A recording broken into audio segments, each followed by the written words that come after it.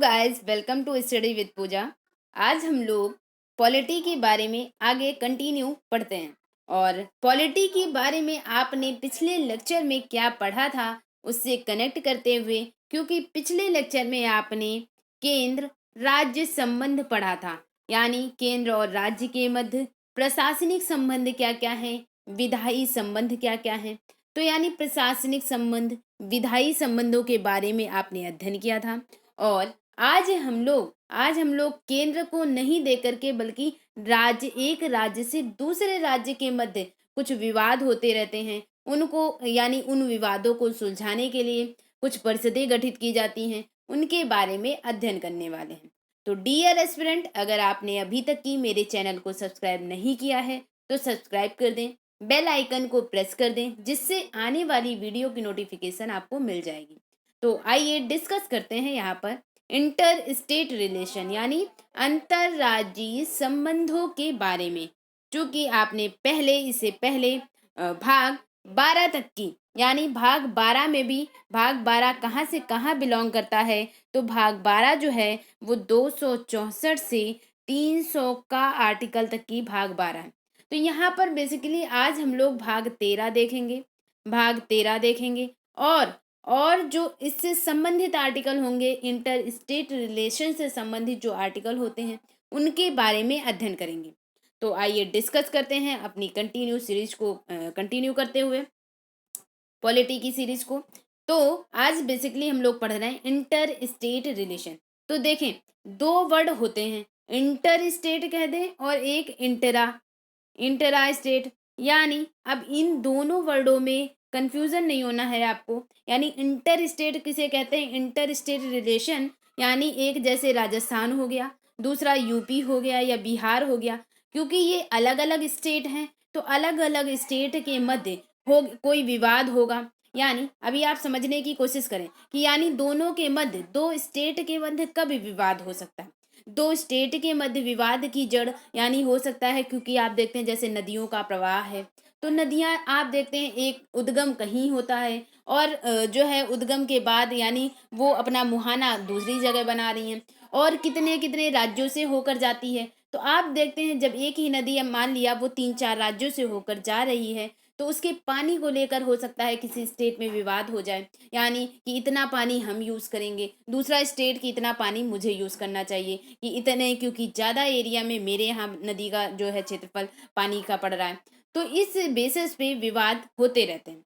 तो यहाँ पर हम लोग इन्हीं विवादों को पढ़ने वाले हैं, यानी हम लोग इंटर स्टेट पढ़ने वाले हैं। यानी एक राज्य और दूसरे राज्य के मध्य जो विवाद होते हैं उनको सुलझाने के लिए कौन सी परिषद गठित की जाती है और उनके मध्य किस किस संबंध में जैसे विवाद हो सकते हैं। तो इंटर स्टेट यानी एक राज्य से दूसरे राज्य के मध्य जो विवाद होगा।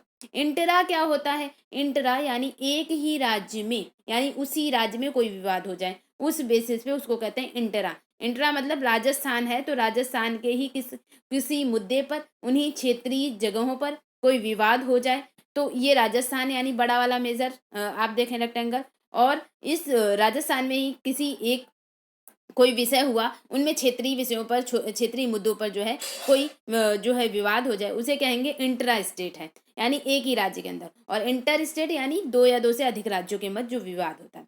ठीक है, ये वर्ड आपको क्लियर हुआ। तो यहाँ पर हम लोग इंटर स्टेट रिलेशन देखेंगे।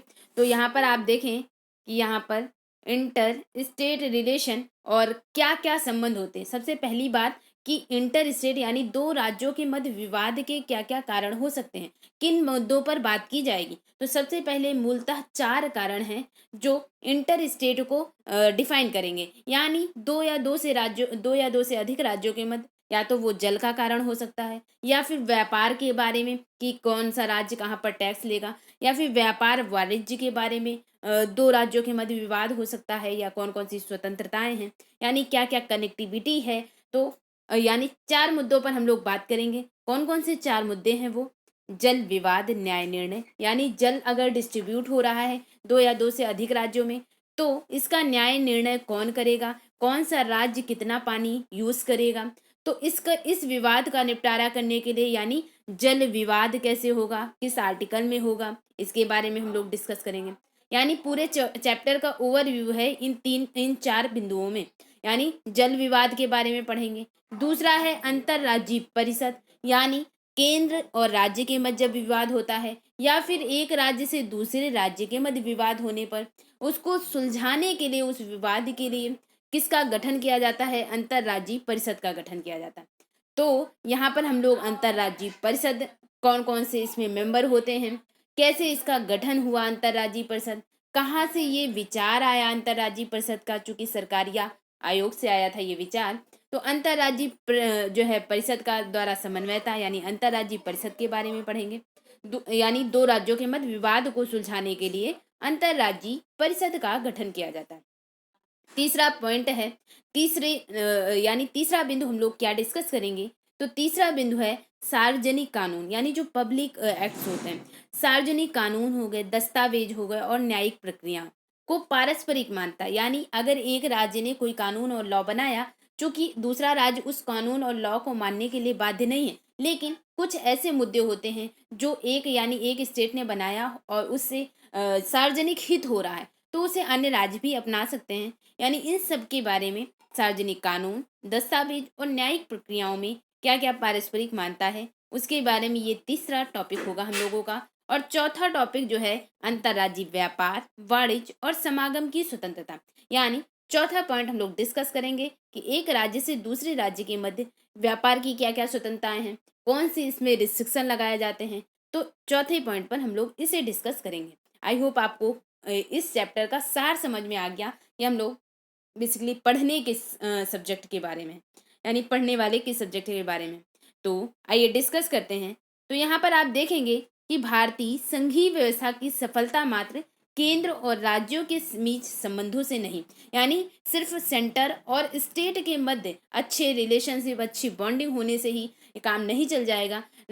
एक राज्य से दूसरे राज्य के मध्य भी सहभागिता होनी चाहिए, संबंध होने चाहिए, और एक राज्य दूसरे राज्य से संबंध पर ही निर्भर है। क्योंकि आप देख रहे हैं जैसे एक नदी का पानी दूसरे राज्यों तक ही जा रहा है, तो यहाँ पर विवाद ना हो, कैसे इसका निपटारा हो जाए, तो इस पर भी डिपेंड करता है। यानी राज्यों के अंतर संबंधों पर भी निर्भर करता है संघीय व्यवस्था। संघीय व्यवस्था क्या थी? शक्तियों का विभाजन। और शक्तियों के विभाजन में आपने देखा था कि 7वीं अनुसूची के तहत शक्तियों का विभाजन कर दिया गया है कि संघ सूची पर केंद्र कानून, राज्य सूची पर राज्य कानून बनाएंगे, और संवर्ती सूची पर केंद्र और राज्य दोनों कानून बना सकते हैं।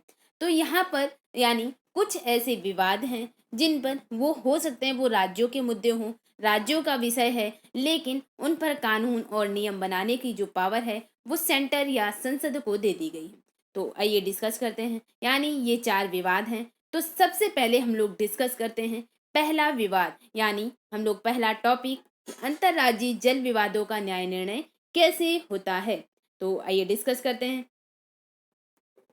पहला टॉपिक, पहली हेडिंग, ठीक है, कॉपी पेन आप निकाल सकते हैं और उसके बाद जो आपको इम्पोर्टेंट लगे नोट डाउन करते जाएं। और अगर आपके पास बुक है तो आप बुक अपने साथ सामने ओपन करके रख लिया करें, और उसके बाद आप जब इस ऑडियो को यानी सुनते जाया करें और अपने बुक के पेज पलटते जाएं, तो आपको वो थियरी, वो कॉन्सेप्ट बहुत अच्छे से समझ में आने वाला है। और मैंने बहुत अच्छे से एक्सप्लेन किया है, पूरी लक्ष्मीकांत का एक एक टॉपिक कवर करना मेरी जिम्मेदारी है, और मैं इसको पूरी अच्छे से फुलफिल करके आपको दूंगी। और जितने चैप्टर, क्योंकि मैंने पूरा आर्टिकल 22 अभी तक ही कवर कराया है, और आप देखेंगे कि आज हम लोग बेसिकली कहाँ तक पढ़ेंगे, 307 आर्टिकल तक की, यानी 1 से 307 आर्टिकल तक की लक्ष्मीकांत में चैप्टर अलग अलग हैं। यानी कहीं कोई चैप्टर पहले दे रखा है, लेकिन हम लोगों ने बेयर एक्ट के अकॉर्डिंग हम लोगों ने 307 आर्टिकल तक की हम लोगों ने कंटिन्यू यानी आर्टिकल 22 हम लोगों ने अध्ययन किया है। और आगे जब हम लोग यानी इसके बाद हम लोग टॉपिक वाइज, यानी अब हम लोग जो लक्ष्मीकांत के छोटे छोटे टॉपिक हैं उससे, यानी हम लोग उस लक्ष्मीकांत के चैप्टर वाइज इसके आगे का अध्ययन कर लेंगे। और हम लोगों का पूरा मोटो है कि लक्ष्मीकांत के हर चैप्टर्स को कवर करना, कुछ भी आपसे छूटेगा नहीं। और अगर आज भी आप जुड़े हैं इस सीरीज से, इस चैनल से, अगर आज भी आप जुड़े हैं, न्यू एजुकेटर हैं, तो भी आपको बेनिफिट होने वाला है। चूँकि आप यहाँ से कंटिन्यू कर दीजिए, उसके बाद पीछे आप जोड़कर, यानी कभी आपको समय मिलता है तो आप कंटिन्यू पढ़ते जाएं, तो आप रिलेट कर पाएंगे हर चीज़ को। तो आइए डिस्कस करते हैं यहाँ पर अंतर्राज्यीय जल विवाद। पहली हेडिंग है अंतर्राज्यीय जल विवाद। ठीक है, तो अंतर्राज्यीय जल विवाद किस आर्टिकल में है? तो आर्टिकल 262 में, यानी संविधान के अनुच्छेद 262 में। किसके बारे में है? अंतर्राज्यीय जल विवादों के बारे में। एक राज्य से दूसरे राज्य के मध्य जल का विवाद, कैसे उसका न्याय निर्णय कौन करेगा? यानी एक राज्य से दूसरे राज्य में पानी जा रहा तो उसका निर्णय कौन करेगा? तो उसका निर्णय का अधिकार जो है वो संसद के पास है। यानी निर्णय के लिए दो प्रावधान दिए गए हैं, और वो दो प्रावधान कौन से हैं? दो प्रावधान ये हैं कि इस संबंध में कानून कौन बनाएगा? तो संसद कानून बनाएगा।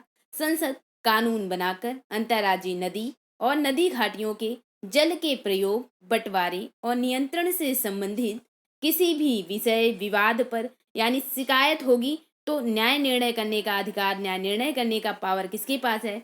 तो संसद के पास है। यानी यहाँ पर यह बताया जा रहा है कि एक राज्य से दूसरे राज्य के मध्य पानी की बंटवारे को लेकर अगर विवाद होता है तो उस पर निर्णय करने का अधिकार संसद के पास है। चूंकि आपने इसे पहले भी देखा था जब सेंटर और स्टेट के मध्य संबंध या रिलेशन देख रहे थे, पावर्स के बारे में डिस्ट्रीब्यूशन देख रहे थे, तभी भी आपने देखा था कुछ ऐसे टॉपिक होते हैं, कुछ ऐसे मुद्दे होते हैं जो राज्य, यानी दो या दो से अधिक राज्य, इसके लिए सिर्फ एक राज्य सेंटर के पास जाएगा और कहेगा मेरे लिए ये कानून बना दो, तो नहीं बनाएगा संसद। इसके लिए दो राज्यों की सहमति, यानी दो या दो से अधिक राज्य हैं, वो अगर सेंटर के पास जाते हैं और कहते हैं कि ये विवाद का कारण है और इस पर आप कोई जजमेंट या आप कोई नियम बना दें, लॉ बना दें, तो अगर सेंटर उस लॉ को, यानी संसद जो है उस संबंध में कोई लॉ, कोई नियम बना देती है, तो उसे दोनों जो राज्य हैं, यानी जो ले गए थे जिस मुद्दे को, तो दोनों राज्य उसे मानने को तैयार हो जाते हैं, यानी दोनों राज्यों को मानना होता है। तो यहाँ पर बात की जा रही है कि संसद ऐसे विवादों का निपटारा करती है और इसके लिए न्याय निर्णय कर सकती है संसद।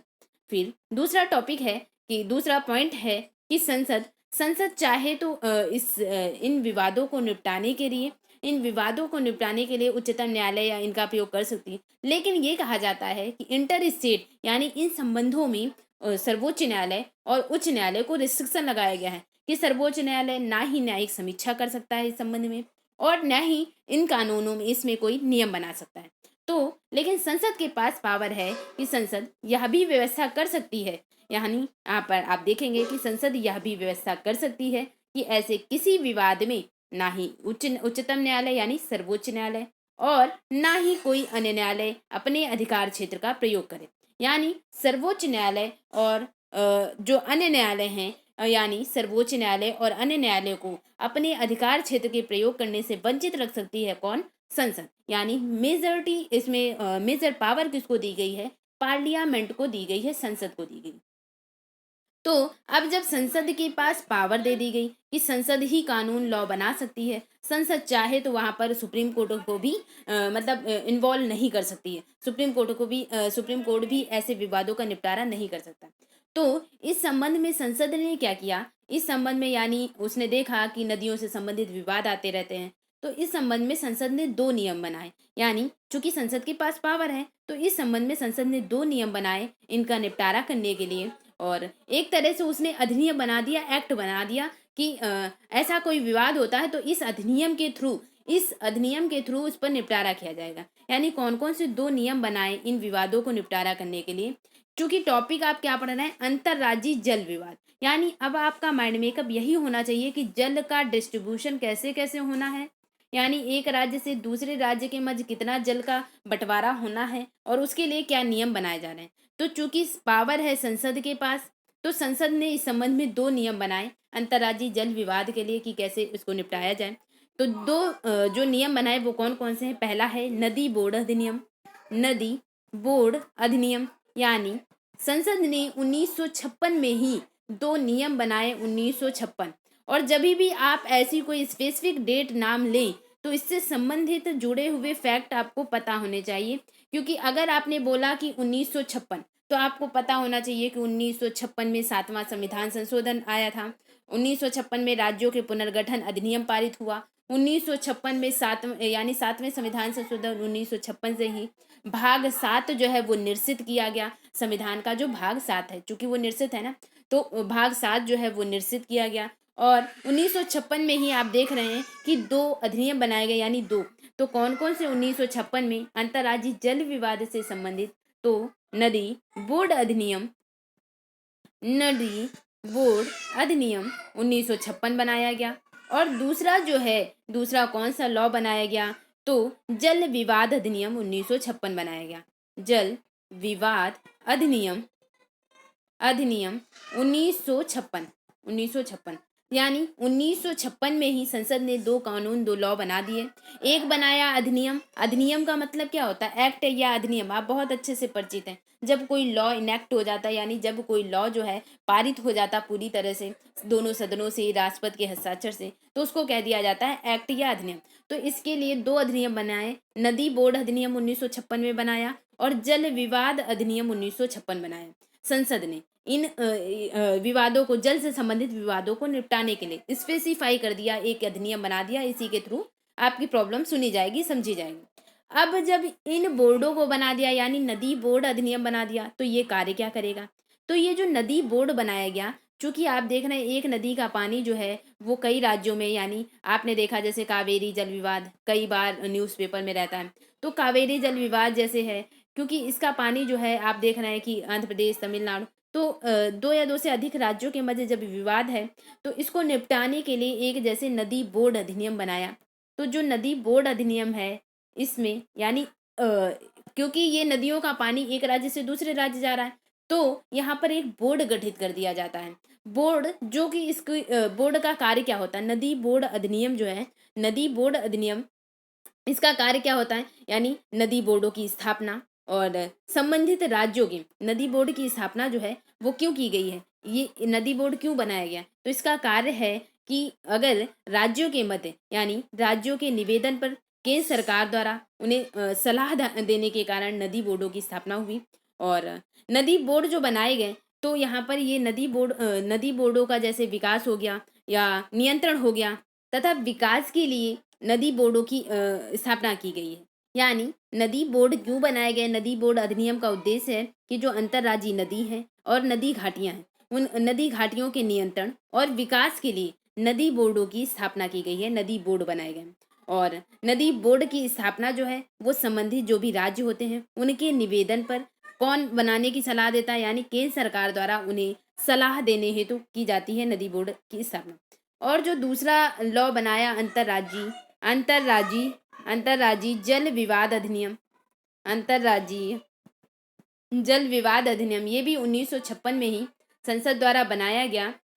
इसका कार्य क्या होता है? अंतर्राज्यीय जल विवाद अधिनियम केंद्र सरकार जो है, केंद्र सरकार को जो भी अंतर्राज्यीय नदी है, और अंतर्राज्यीय नदी हो गई या फिर नदी घाटी के जल के संबंध में दो और दो से अधिक राज्य जो हैं उनके मध्य विवाद को निपटारा करने के लिए, उनके मध्य विवाद को सुलझाने के लिए एक अस्थायी न्यायालय के गठन की शक्ति दी गई है। किसको? अंतर्राज्यीय जल विवाद अधिनियम के अंतर्गत एक अस्थायी न्यायालय का गठन कर सकती है अंतर्राज्यीय जल विवाद अधिनियम। और ये जो न्यायालय गठित किया जाता है, यानी न्यायाधिकरण का निर्णय, इस न्यायालय जो गठित किया जाएगा अंतर्राज्यीय जल विवाद अधिनियम के थ्रू, अगर ये न्यायालय स्पेसिफिक न्यायालय है, यानी इन्हीं विवादों को निपटाने के लिए, तो ये जो न्यायालय है, ये न्यायालय की शक्ति, इसका गठन कौन करेगा? तो अंतर्राज्यीय जल विवाद अधिनियम। और ये इसके द्वारा दिया हुआ निर्णय, अगर ये जो न्यायालय गठित किया गया है इसी स्पेसिफिक काम के लिए, तो इसका निर्णय अंतिम होगा और इसके द्वारा दिए गए निर्णय को आप चैलेंज नहीं कर सकते सुप्रीम कोर्ट या हाई कोर्ट में। तो न्यायाधिकरण का निर्णय अंतिम और विवाद से संबंधित सभी पक्षों के लिए जो है न्यायाधिकरण का निर्णय अंतिम होता है, और जो भी विवाद होते हैं उससे संबंधित सभी पक्षों के लिए मान्य होता है। क्योंकि यानी जो भी विवाद कर रहे थे दो या दो से अधिक राज्य, वही ले गए थे उसको उस न्यायालय के थ्रू, यानी उस न्यायालय में गया मुकदमा, तो अगर उस न्यायालय ने जो भी जजमेंट दिया उसको दोनों राज्य जो हैं वो बिना विवाद के मान लेंगे उसको। और कोई भी जल विवाद है जो इस अधिनियम के अंतर्गत आता है, यानी अंतर्राज्यीय जल विवाद के अधिनियम के अंतर्गत आता है, तो वो अगर इस न्यायाधिकरण के अधीन आ गया, यानी जो न्यायालय बना है इस न्यायाधिकरण के अधीन आ गया, तो सर्वोच्च न्यायालय या किसी दूसरे न्यायालय के ये अधिकार क्षेत्र से बाहर होता है। यानी वहाँ पर उसके बारे में सुप्रीम कोर्ट या अन्य जो भी न्यायालय हैं वो उसके बारे में कोई भी जजमेंट नहीं दे सकते। तो यहाँ पर आपने देख लिया। और ये बात कहाँ पर लिखी गई है, कहाँ पर रिस्ट्रिक्शन लगाया गया है, तो 262 के 2 में। आर्टिकल 262 के सब पार्ट 2 में ये कहा गया है, 262 के सब पार्ट 2 में, कि जो सर्वोच्च न्यायालय है, जो सर्वोच्च न्यायालय है, तो सर्वोच्च न्यायालय को इस प्रकार के मामले में न्यायिक पुनरावलोकन हो गया, पुनरावलोकन न्यायिक पुनरावलोकन और सुनवाई के अधिकार से वंचित रखा गया है। आर्टिकल 262 के तहत जो सर्वोच्च न्यायालय को इस प्रकार के मामले में न्यायिक पुनरावलोकन और सुनवाई के अधिकार से वंचित किया गया है। न्यायिक पुनरावलोकन क्या होता है, यानी न्यायिक समीक्षा करना, जुडिशियल रिव्यू।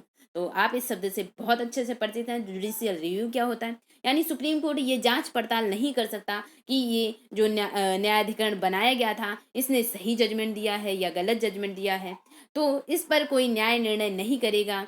तो ये इसे कहते हैं, जांच पड़ताल नहीं करेगा, इसे कहते हैं जुडिशियल रिव्यू।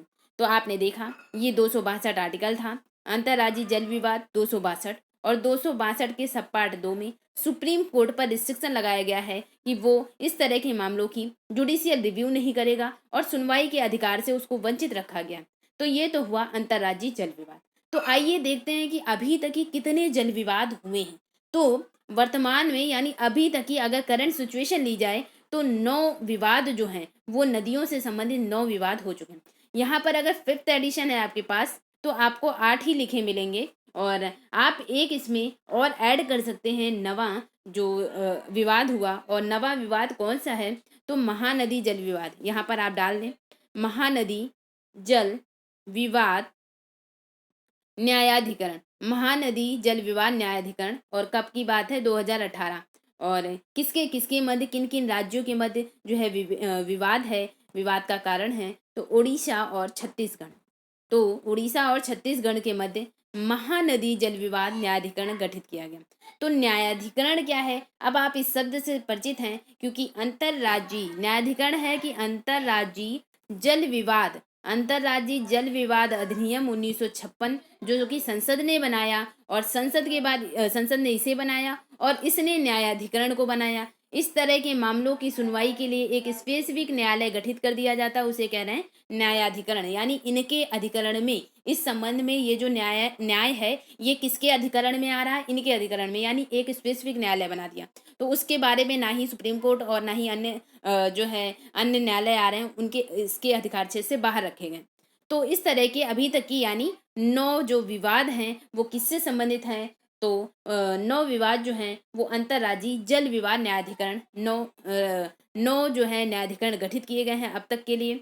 और आइए डिस्कस करते हैं यहाँ पर इम्पोर्टेंट क्या हो जाता है। यहाँ पर इम्पोर्टेंट ये हो जाता है कि आपसे क्वेश्चन कैसे पूछा जाएगा। तो क्वेश्चन पूछा जाएगा कि जैसे कृष्णा जल विवाद न्यायाधिकरण किन किन राज्यों के मध्य विवाद का कारण है, यानी कृष्णा जल विवाद किन किन राज्यों के मध्य है। तो अब आपको ये रीजन पता होने चाहिए कि कृष्णा नदी जो है वो किनके मध्य, यानी किनके मध्य जो विवाद का कारण है, तो महाराष्ट्र, कर्नाटक और आंध्र प्रदेश। यानी कृष्णा जल विवाद है वो किन राज्यों के मध्य विवाद का कारण है, तो महाराष्ट्र, कर्नाटक और आंध्र प्रदेश। क्योंकि आप देखते होंगे कि कोई भी नदी जब प्रवाहित होती है 2 या 2 से अधिक राज्यों में, तो जब इनके मध्य विवाद होता है, विवाद भी कारण क्या होता है कि क्योंकि वर्ष भर जो है नदियों में पानी समान नहीं रहता है, और जो इस वजह से, यानी और इतना ज़्यादा भी पानी नहीं रहता है कि अगर जो भी जिस स्टेट से ये नदी गुजर रही हों उनकी सारी आवश्यकताओं को फुलफिल किया जा सके बिना विवाद के। तो चूंकि लिमिटेड पानी है और उसको बांटना, डिस्ट्रीब्यूट करने के लिए इनमें विवाद हो जाता है कि कितना पानी कौन यूज़ करेगा। तो इसके लिए विवाद के लिए आप देखते हैं निपटारा करने के लिए कि जहाँ पर कहीं कहीं पर डैम वगैरह जो बनाए जाते हैं। चूंकि आपने देखा कि मान लिया वो 2 राज्यों के मध्य विवाद का कारण है, 2 राज्यों के मध्य नदी के पानी को लेकर विवाद हो रहा, तो अगर एक राज्य ने क्या कर दिया, एक राज्य ने पानी यूज़ करने के लिए यहाँ पर क्या बना दिया, डैम बना दिया। अगर एक राज्य ने यहाँ पर पानी यूज़ करने के लिए डैम बना दिया, तो इसके पीछे वाला राज्य वहाँ पर पानी की कमी हो जाएगी, तो यानी वहाँ पर सूखा भी पड़ सकता है। तो वहाँ पर पानी चूंकि नदी का जा नहीं पाएगा, इसने तो डैम बना दिया, तो अब इनके मध्य विवाद हो जाएगा कि आप डैम कैसे बना सकते हैं वगैरह वगैरह। तो आप समझ सकते हैं कि ये विवाद का कारण क्या होता है कि कहीं डैम बनाना, तो इस पर भी रिस्ट्रिक्शन होता है कि आप डैम नहीं बना सकते हैं। और जैसे पानी से जो है पानी मुहाना कहीं पर है, उद्गम कहीं पर है, तो कितना पानी कौन यूज़ करेगा, इसके लिए विवाद होता है। तो कृष्णा जल विवाद जो है कृष्णा जल विवाद किनके किनके मध्य है, तो महाराष्ट्र, कर्नाटक और आंध्र प्रदेश। इसी तरह गोदावरी जल विवाद जो है वो महाराष्ट्र, कर्नाटक और आंध्र प्रदेश के मध्य है। फिर ये जो गोदावरी है वो आंध्र प्रदेश और इसके बाद एमपी, मध्य प्रदेश में भी है और उड़ीसा में यहाँ पर आप देख पाएंगे मध्य प्रदेश और उड़ीसा के मध्य। फिर नेक्स्ट आप देखेंगे, इसको मैं मैप के थ्रू बता दूं ताकि आप इजीली आप कनेक्ट कर पाए चीज़ों को। यानी 8 तो ये हो गए और नवा कौन सा है, नवा जो है वो महानदी जल विवाद है, उड़ीसा और छत्तीसगढ़ के मध्य महानदी जल विवाद। इसको मैं मैप के थ्रू आपको डिस्कस कर देती हूँ। यहाँ पर आप देख पा रहे होंगे कि ये जो जल विवाद न्यायाधिकरण है, सबसे पहले यहाँ पर आप देख रहे हैं रावी और व्यास। तो रावी और व्यास नदियों का जो पानी है वो किन किन स्टेट के मध्य जाता है और क्या क्या विवाद के कारण है। तो यहाँ पर आप देखेंगे जो रावी और व्यास जल विवाद न्यायाधिकरण है ये गठित कब हुआ, बेसिकली तो 1986 में बनाया गया। यानी इस विवाद के लिए न्यायाधिकरण का गठन 1986 में किया गया। और किनके मध्य जो विवाद का कारण है रावी और व्यास, तो पंजाब, यहाँ पर आप देखेंगे रावी और व्यास। तो यहाँ पर किसके किसके मध्य मैं नाम लिख दूं, पंजाब और हरियाणा और राजस्थान। पंजाब, हरियाणा और राजस्थान के मध्य विवाद का कारण है कौन सा, रावी और व्यास नदियां जो है। रावी और व्यास जो है वो किनके मध्य, पंजाब, हरियाणा और राजस्थान। यहाँ पर आप देख पा रहे होंगे कि रावी और व्यास और स्टेट कंसर्न कहाँ पर है, पंजाब, हरियाणा और राजस्थान। यानी 3 जो राज्य हैं, 3 राज्यों में विवाद का कारण है, 3 राज्यों में रावी और व्यास हो गया। फिर नर्मदा नदी जो है, नर्मदा नदी के पानी को लेने के लिए कहाँ कहाँ पर विवाद होता है, यानी किन किन राज्यों के मध्य विवाद है। तो नर्मदा नदी यहाँ पर आप देख पाएंगे, नर्मदा जो रिवर है, तो यहाँ पर उसके पानी को यूज़ करने के लिए नर्मदा जल विवाद जो है वो कहाँ कहाँ पर, राजस्थान हो गया। तो नर्मदा का पानी यहाँ एमपी आप देख पा रहे होंगे, ये एमपी है, तो मध्य प्रदेश हो गया। और महाराष्ट्र तक की, तो महाराष्ट्र आप देखेंगे तो मध्य प्रदेश हो गया, महाराष्ट्र हो गया। महाराष्ट्र इसका पानी जो है, ये जो नर्मदा रिवर जो है, यहाँ पर आपको ये सिर्फ इतनी ही दिखाया गया है जो है मैप में। लेकिन आप याद रखें कि जो नर्मदा है वो राजस्थान, गुजरात,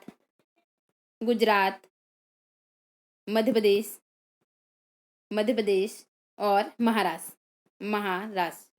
तो जो नर्मदा जल विवाद है किन किन राज्यों के मध्य, राजस्थान, गुजरात, मध्य प्रदेश और महाराष्ट्र। राजस्थान, गुजरात, मध्य प्रदेश और महाराष्ट्र के मध्य। तो इसी तरह से यानी रावी और व्यास किसके मध्य, पंजाब, हरियाणा, राजस्थान। नर्मदा जल विवाद राजस्थान, गुजरात, मध्य प्रदेश और महाराष्ट्र। इसी कड़ी में आप देखेंगे कि ये है महानदी।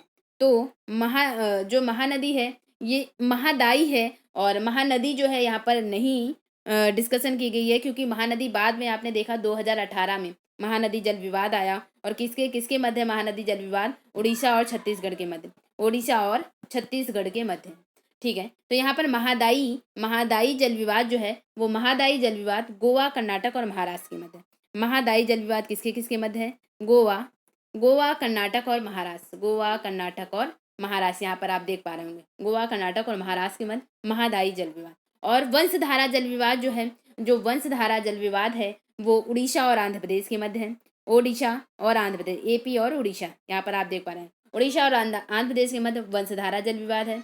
और यहाँ पर आप देखेंगे गोदावरी जल विवाद। तो गोदावरी जल विवाद जो है वो महाराष्ट्र, कर्नाटक, आंध्र प्रदेश, उड़ीसा और मध्य प्रदेश, यानी महाराष्ट्र, कर्नाटक, आंध्र प्रदेश और मध्य प्रदेश, उड़ीसा के मध्य जो है वो गोदावरी जल विवाद है। फिर उसके बाद आप देखेंगे, यानी आप देख रहे हैं, और गोदावरी जल विवाद हो गया, कृष्णा हो गया, कृष्णा जो है यहाँ पर आप देखेंगे ये कृष्णा है। कृष्णा जल विवाद जो है वो किसके मध्य है, तो महाराष्ट्र, कर्नाटक और आंध्र प्रदेश के मध्य जो है वो कृष्णा जल विवाद है। तो इस तरह से, और ये कावेरी जो जल विवाद है, कावेरी सबसे प्रमुख जल विवादों में से एक। कावेरी जल विवाद कहाँ कहाँ पर इसके पानी को लेकर जो है विवाद का कारण है, तो कावेरी जल विवाद जो है वो कर्नाटक, केरल और तमिलनाडु और पुडुचेरी, यानी 4 राज्यों में कर्नाटक, केरल, तमिलनाडु और पुडुचेरी केंद्र शासित प्रदेश हो गया। तो कर्नाटक, केरल, तमिलनाडु और पुडुचेरी में कावेरी जल विवाद है। तो ये तो हुआ मैप के थ्रू आपको मैंने दिखाने का प्रयास किया। यानी वर्तमान में अभी तक ये कितने जल विवाद हुए, जल विवाद न्यायाधिकरण गठित किए गए, तो 9 जल विवाद न्यायाधिकरण। ये 9वां जो है वो महानदी जल विवाद न्यायाधिकरण कब हुआ, 2018। किसके किसके मध्य हुआ, तो उड़ीसा और छत्तीसगढ़, उड़ीसा और छत्तीसगढ़। तो इस तरह से कृष्णा महाराष्ट्र कर्नाटक आंध्र प्रदेश, गोदावरी महाराष्ट्र कर्नाटक आंध्र प्रदेश मध्य प्रदेश और उड़ीसा के मध्य, नर्मदा जल विवाद जो है राजस्थान गुजरात मध्य प्रदेश और महाराष्ट्र के मध्य, रावी और व्यास जल विवाद जो है वो पंजाब हरियाणा और राजस्थान के मध्य। फिर कावेरी जल विवाद न्यायाधिकरण का गठन किन किन राज्यों के लिए, तो कर्नाटक केरल तमिलनाडु और पुडुचेरी के लिए। द्वितीय कृष्णा जल विवाद जो है वो महाराष्ट्र कर्नाटक और आंध्र प्रदेश के लिए। फिर यहाँ पर आप देखेंगे वंशधारा जल विवाद, वंशधारा जल विवाद न्यायाधिकरण जो है उड़ीसा और आंध्र प्रदेश के लिए। और महादायी जल विवाद जो है वो गोवा कर्नाटक और महाराष्ट्र के लिए। 9वां जो है महानदी जल विवाद न्यायाधिकरण उड़ीसा और छत्तीसगढ़ के मध्य। तो जैसा कि आपने देखा सुप्रीम कोर्ट को इस पर रिस्ट्रिक्शन लगाया गया है न्यायिक पुनरावलोकन करने के लिए और कोई भी जजमेंट देने के लिए। लेकिन ये जरूरी नहीं है कि कभी भी सुप्रीम कोर्ट इन संबंधों में, इन मामलों में कुछ भी नहीं कर सकता, यानी कोई पावर नहीं है सुप्रीम कोर्ट की यहाँ पर इस संबंध में। तो ऐसा नहीं है। सुप्रीम कोर्ट जो है, सुप्रीम कोर्ट अगर कोई ऐसा मामला है, यानी जल विवाद से संबंधित, जल विवादों से अगर विधिक अधिकार जुड़ा हो, यानी जल विवादों से अगर कोई विधिक अधिकार जुड़ा हो, विधिक अधिकार हो गया, यानी जल विवादों से कोई विधिक अधिकार या हित जुड़े हों, तो उस संबंध में सर्वोच्च न्यायालय को ये अधिकार है कि वो राज्यों के मध्य जल विवादों की स्थिति में उनसे जुड़े मामलों की सुनवाई कर सकता है। तो यानी मामलों की सुनवाई कर सकता है। लेकिन आपसे पूछा जाए कि सुप्रीम कोर्ट को न्यायिक पुनरावलोकन ना करने की पावर किस आर्टिकल के थ्रू, तो 262 यानी न्यायिक पुनरावलोकन ना करने की, यानी उस पर जो है रिस्ट्रिक्शन लगाया गया वो 262 आर्टिकल के थ्रू। तो आई होप आप समझ गए। और इन केस कर भी सकता है जब जल विवाद जो है विधिक अधिकार या हित से जुड़ा हुआ मामला हो, तो उस संबंध में सुप्रीम कोर्ट ऐसे मामले की सुनवाई कर सकता है। और ये था पहला पहला टॉपिक। उसके बाद हम लोग नेक्स्ट पढ़ेंगे अंतर्राज्यीय परिषद। चूंकि आपने दूसरी हेडिंग क्या देखी थी, अंतर्राज्यीय परिषद। अब ये क्या होता है, तो अंतर्राज्यीय परिषद, अंतर्राज्यीय परिषद का गठन जो है इसका विचार कहाँ से आया है, तो इसके बारे में डिस्कस करते हैं। जो अंतर्राज्यीय परिषद है इस संबंध में, यानी अगर केंद्र और राज्य के मध्य कोई विवाद हो जाए, यानी अगर केंद्र और राज्य के मध्य कोई विवाद होता है, या फिर राज्य और एक राज्य से दूसरे राज्य के मध्य विवाद, उन विवादों को सुलझाने के लिए एक अंतर्राज्यीय परिषद का गठन किया जाता है। किस आर्टिकल में, तो आर्टिकल 263। जिस तरह से आपने देखा कि जल के विवाद को निपटाने के लिए आर्टिकल 262 है अंतर्राज्यीय जल विवादों को निपटाने के लिए, उसी तरह से अंतर्राज्यीय जो झगड़े हैं या फिर अंतर्राज्यीय दो राज्य हो गए या केंद्र और राज्य के मध्य संबंध को सुलझाने के लिए अंतर्राज्यीय परिषद का गठन किया गया है। किस आर्टिकल के थ्रू किया गया है, तो आर्टिकल 263 के थ्रू जो है राज्यों के मध्य या फिर केंद्र और राज्य के मध्य समन्वय के लिए अंतर्राज्यीय परिषद के गठन की व्यवस्था की गई। तो चूंकि अंतर्राज्यीय परिषद ये शब्द कहाँ से आया, कहाँ से लोग परिचित हुए, तो इससे पहले जस्ट चैप्टर में आपने देखा था जब केंद्र और राज्य के मध्य संबंध देखा था, तो केंद्र और राज्यों के मध्य संबंध को सुलझाने के लिए, निपटाने के लिए एक सरकारिया आयोग गठित किया गया था। और आपने देखा था कि जो सरकारिया आयोग था वो 1983 में गठित किया गया था और उसने अपनी रिपोर्ट जो है वो 1987 में सौंपी थी। तो 1987 में जब अपनी रिपोर्ट सौंपी, तो इस पर यानी इसके थ्रू जो सरकारिया आयोग, उसमें कई सारी जो है सिफारिशें की गई थी और उन सिफारिशों में से एक सिफारिश जो है वो अंतर्राज्यीय परिषद के गठन की भी थी, जिसे यानी क्योंकि सरकारिया आयोग की मैक्सिमम सिफारिशों को मान लिया गया और उसी में से एक थी अंतर्राज्यीय परिषद का गठन। तो 1990 में, यानी 1987 में अपनी रिपोर्ट दी और 1990 में इस पर वर्क हुआ और 1990 में अंतर्राज्यीय परिषद का गठन हुआ। तो इसका गठन कब हुआ, 1990 में गठन हुआ। तो अब यानी आप इसकी थीम समझ गए, इसका कॉन्सेप्ट समझ गए कि क्या है अंतर्राज्यीय परिषद। अब हम लोग इसकी हेडिंग डिस्कस करते हैं। तो यहाँ पर अंतर्राज्यीय परिषद जो है, तो अंतर्राज्यीय परिषद किस आर्टिकल में है, 263। किस लिए है, राज्य और केंद्र के मध्य विवाद को सुलझाने के लिए या राज्यों के मध्य समन्वय बैठाने के लिए अंतर्राज्यीय परिषद की गठन किया गया। और ये जो अंतर्राज्यीय परिषद है इसे कौन गठित करेगा, किसके पास पावर है, तो राष्ट्रपति के पास पावर है। जब कभी राष्ट्रपति को ऐसा लगता है कि इस तरह की कोई परिषद जो है, इस तरह की परिषद का गठन करना सार्वजनिक हित में है, तो राष्ट्रपति जो है ऐसी परिषद का गठन करता है। और इस जो ये परिषद गठित की जाती है अंतर्राज्यीय परिषद, इसका संगठन हो गया, इसकी प्रक्रिया कौन निर्धारित करता है? तो राष्ट्रपति। यानी इस तरह की परिषद का गठन करने का जो भी पावर है वो किसके पास है? राष्ट्रपति के पास। राष्ट्रपति ही निर्धारित करेगा कि ये जो परिषद बनाई जा रही है इसकी क्या क्या शक्तियां हैं, क्या क्या कर्तव्य हैं, क्या क्या संगठन, यानी इसके संगठन कैसे होगा। तो ये पावर जो है वो राष्ट्रपति के पास ही है। तो किस आर्टिकल में है अंतर्राज्यीय परिषद का गठन? 263 आर्टिकल। तो इसके क्या कार्य हैं? यानी 263 के अनुसार तो ये क्या कार्य करेगा? ये कार्य करेगा अगर राज्यों के मध्य कोई विवाद उत्पन्न हो गया तो उसकी जांच करेगा और ऐसे विवादों पर सलाह देगा, यानी परामर्श देगा कि ऐसे विवाद को कैसे निपटा सकते हैं आप। तो राज्यों के मध्य उत्पन्न विवादों की जांच करना और उन विवादों पर सलाह देना किसका कार्य है? अंतर्राज्यीय परिषद का।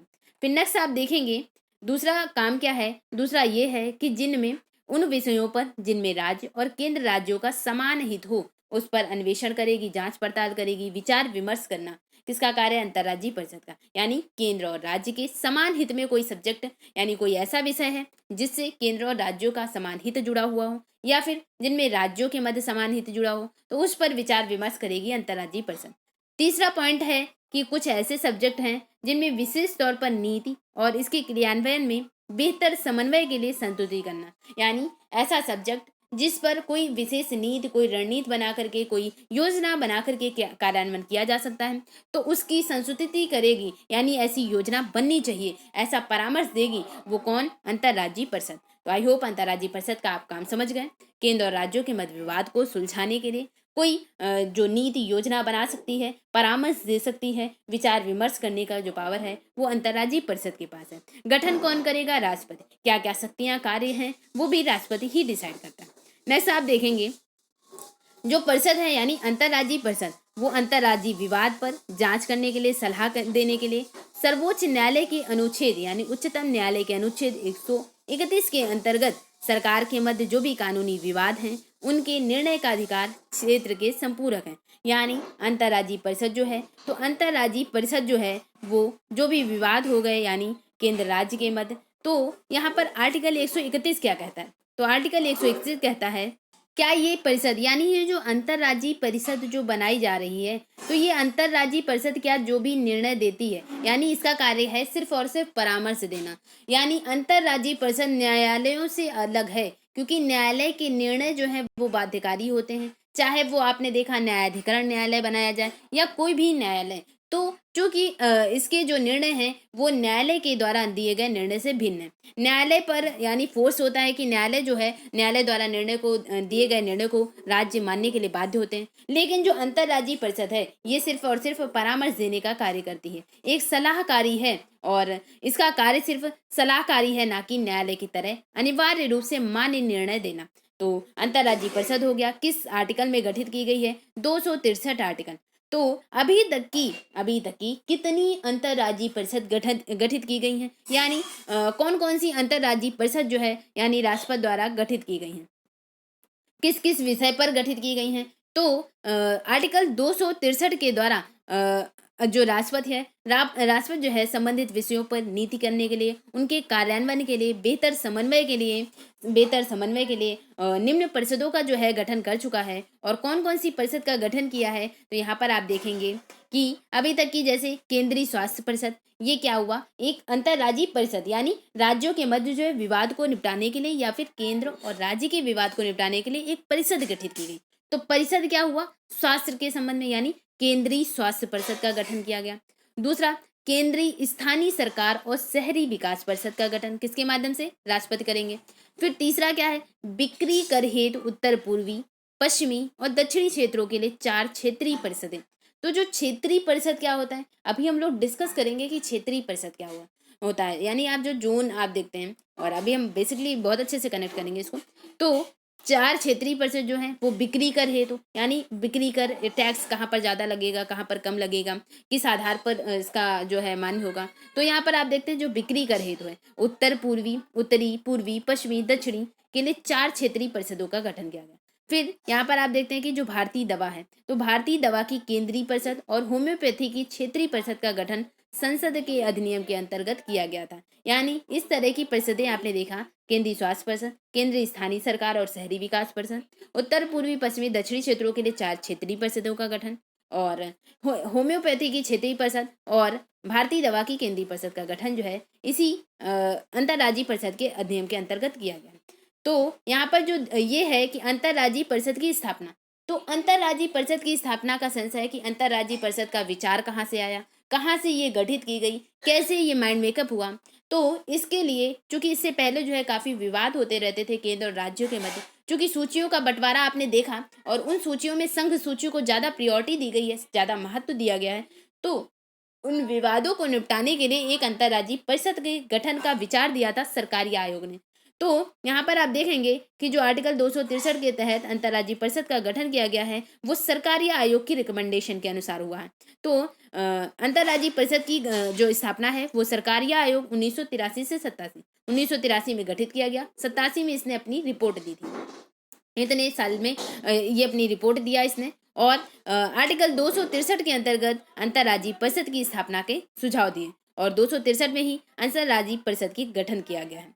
तो यहाँ पर आप देखते हैं कि जो अंतर्राज्यीय परिषद है, यानी अंतर्राज्यीय परिषद जो है वो अंतर्राज्यीय परिषद जो है 263 आर्टिकल 263 के उपधारा जो है खा और गा में कुछ जिम्मेदारियां दी गई हैं, यानी कार्यों की जिम्मेदारी दी जानी चाहिए किसको, अंतर्राज्यीय परिषद, अंतर्राज्यीय जो आयोग बनाया गया है। यहाँ पर आप देखेंगे बेसिकली अंतर्राज्यीय जो परिषद है इसको अंतर सरकारी परिषद कहा जा रहा है, अंतर सरकारी परिषद, यानी इसको स्पेसिफाई किया जा रहा है कि इसे अन्य संस्थाओं से अलग कर दिया जाए, तो इसे अंतर सरकारी परिषद कहा जा रहा है। और अंतर सरकारी परिषद जो नाम दिया गया अंतर्राज्यीय परिषद को ही, तो ये आप देख रहे हैं किसकी रिकमेंडेशन के अनुसार आया, सरकारिया कमीशन के आयोग पर, सरकारिया कमीशन के अनुसार पर। तो सरकारिया कमीशन ने 263 आर्टिकल के थ्रू अंतर्राज्यीय परिषद के गठन की बात की थी। इसके तहत इसने जो है पॉइंट डाले खा गा, और इसमें कुछ जिम्मेदारियां सौंपी कि ये अंतर्राज्यीय परिषद क्या क्या कार्य करेगी। तो उसी के आधार पर इसको कुछ कार्य दिए गए हैं अंतर्राज्यीय परिषद को। तो यहाँ पर आप देखते हैं कि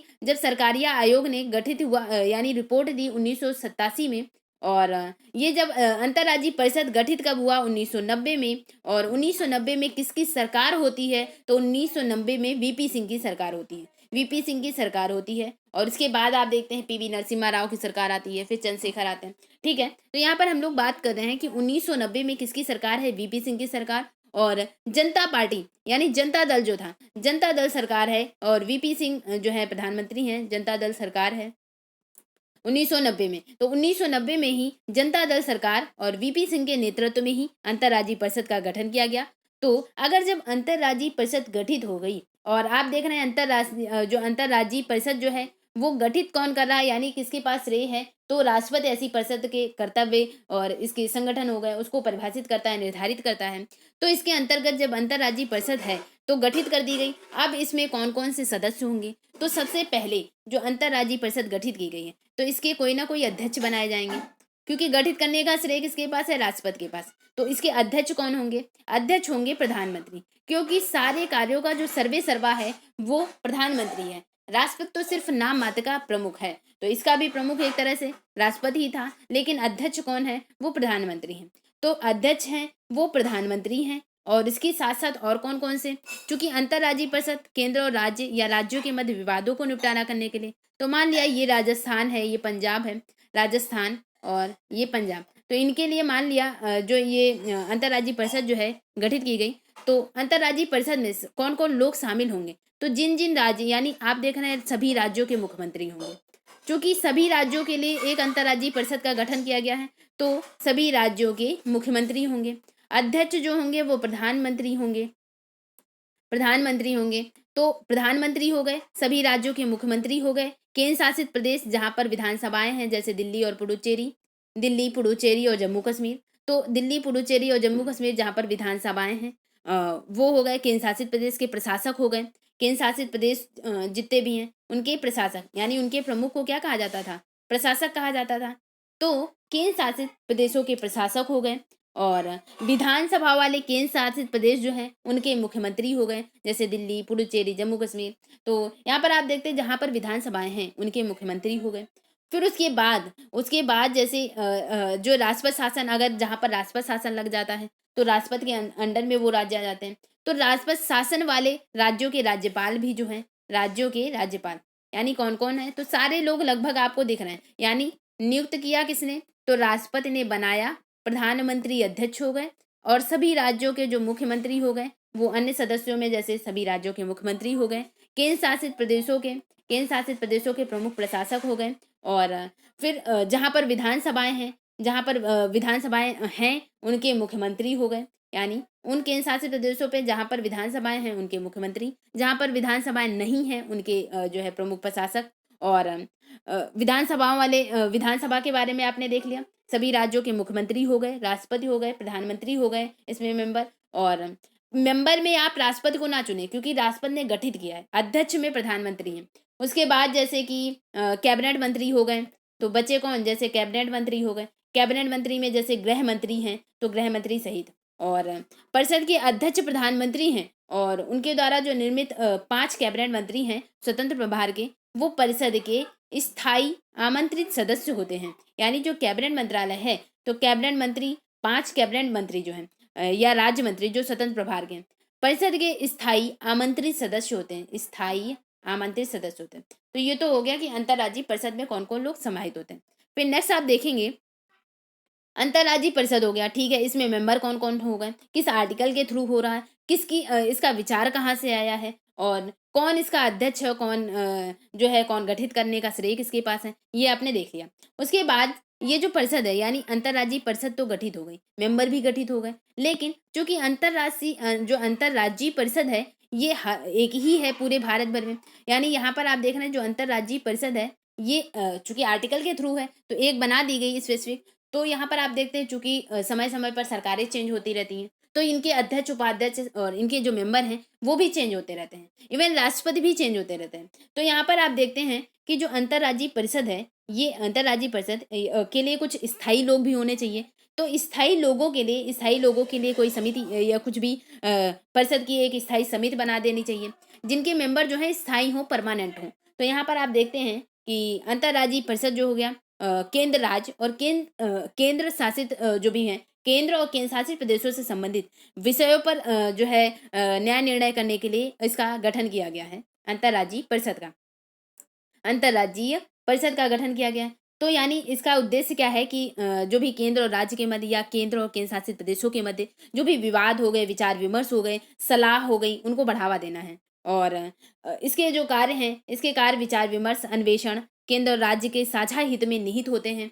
और यहाँ पर जो विषय या नीतियाँ बनाते हैं वो बेहतर समन्वय के लिए, ये पूरी नीतियाँ जो हैं इनका पूरा उद्देश्य जो होता है कि सभी केंद्र और राज्यों के मध्य या राज्यों के मध्य संबंध पूरी तरह से अच्छे हों, विचार विमर्श करना इनका कार्य होता है और ऐसा विचार विमर्श जो सबके हित में हो। और ये अध्यक्ष द्वारा इनको सौंपे गए कार्य होते हैं एक तरह से। तो ये हो गया अंतर्राज्यीय परिषद। तो यहाँ पर आपने देखा कि अंतर्राज्यीय परिषद अगर बना दी गई है तो इसका कार्यकाल क्या होगा, यानी एक तरह से कार्यकाल ना कह करके, क्योंकि कार्यकाल में आप देख रहे हैं कि कुछ स्थायी सदस्य होते हैं जो हमेशा परमानेंट वाले होते हैं। फिर इसमें अगर पूछा जाता है कि इसकी बैठक, अंतर्राज्यीय परिषद की बैठक जो है वो कितने बार होनी चाहिए, तो साल में कम से कम 3 बार, 3 बैठकें होनी चाहिए। तो अंतर्राज्यीय परिषद की बैठक कितनी होनी चाहिए, तो परिषद की एक वर्ष में कम से कम 3 बैठकें होनी चाहिए। तो जैसे ही बैठक आप वर्ड सुने तो आपको पता होना चाहिए कि जैसे कि दो सत्रों के मध्य अधिकतम 6 महीने का अंतराल हो सकता था। तो उसी तरह से आप देख रहे हैं, लेकिन होते कितने साल में सत्र, जैसे 3 मानसून सत्र, बजट सत्र और शीतकालीन सत्र। तो उसी तरह से ये जो अंतर्राज्यीय परिषद है इसकी 3 बैठकें होनी चाहिए, कम से कम एक वर्ष में 3 बैठकें होनी चाहिए।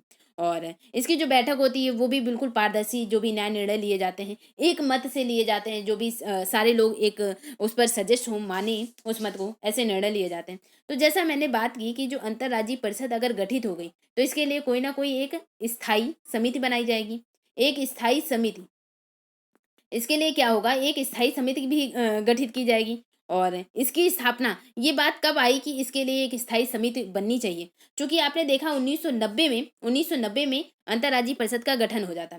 तो इसके लिए एक स्थायी समिति बननी चाहिए, ये 1996 में विचार आया। यहाँ पर आप देख पाएंगे कि परिषद की एक स्थायी समिति होती है और इसकी स्थापना 1996 में परिषद के विचारार्थ मामला और सतत चर्चा के लिए किया गया है कि ये कंटिन्यूटी पर, यानी सरकार गिरती है, जाती है, या जो भी सरकारें चेंज होती रहती हैं, तो एक स्थायी समिति है, तो कंटिन्यूटी चर्चा यानी सतत चर्चा के लिए इसकी स्थापना की गई, स्थायी समिति की।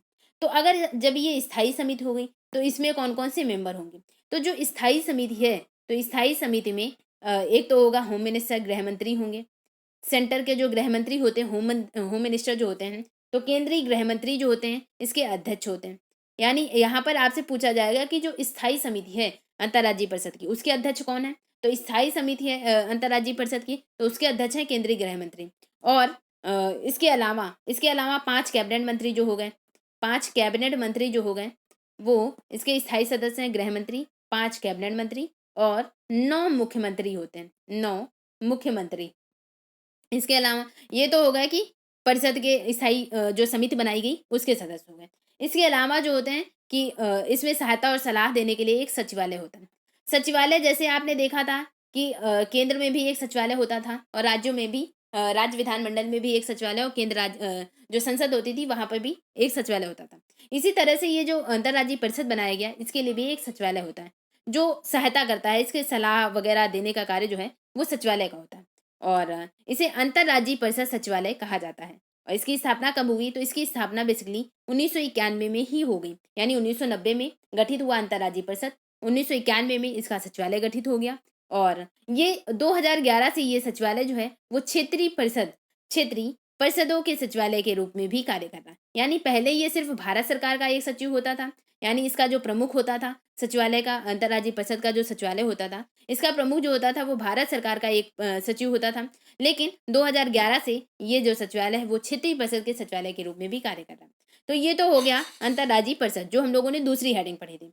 फिर अब हम लोग तीसरी हेडिंग जो थी, यानी लोक अधिनियम, दस्तावेज और न्यायिक प्रक्रियाएं। अब ये क्या है? तो लोक अधिनियम मतलब पब्लिक जो एक्ट होते हैं, पब्लिक एक्ट। तो यहाँ पर बताने का ये प्रयास किया जा रहा है, आपको कॉन्सेप्ट ये सोच कर सुनना है कि जो लोक अधिनियम है या दस्तावेज है या जो न्यायिक प्रक्रिया है, कुछ ऐसे नियम कानून होते हैं जो, यानी जिसको एक राज्य ने अगर फॉलो किया तो दूसरे राज्यों को भी मानना चाहिए। कुछ ऐसे हितकारी जो होते हैं जिनमें, यानी अगर मान लिया कोई पॉक्सो एक्ट या बनाया गया, और पॉक्सो एक्ट आप देख रहे हैं कि एक राज्य से दूसरे राज्य के मध्य, या चूंकि ये बेनिफिशियल है हर राज्य के लिए, तो इसमें सबका हित छुपा हुआ है।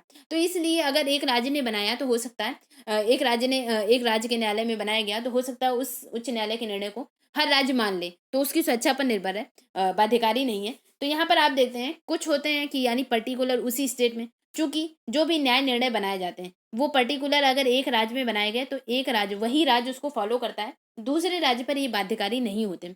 लेकिन कुछ ऐसे मत या निर्णय हो गए जो पूर्ण विश्वास रखते हों, साख रखते हों, तो वो जो है वो दूसरे राज्यों द्वारा अपनाए जा सकते हैं। तो यहाँ पर इसी चीज़ की बेसिकली बात की जाएगी। तो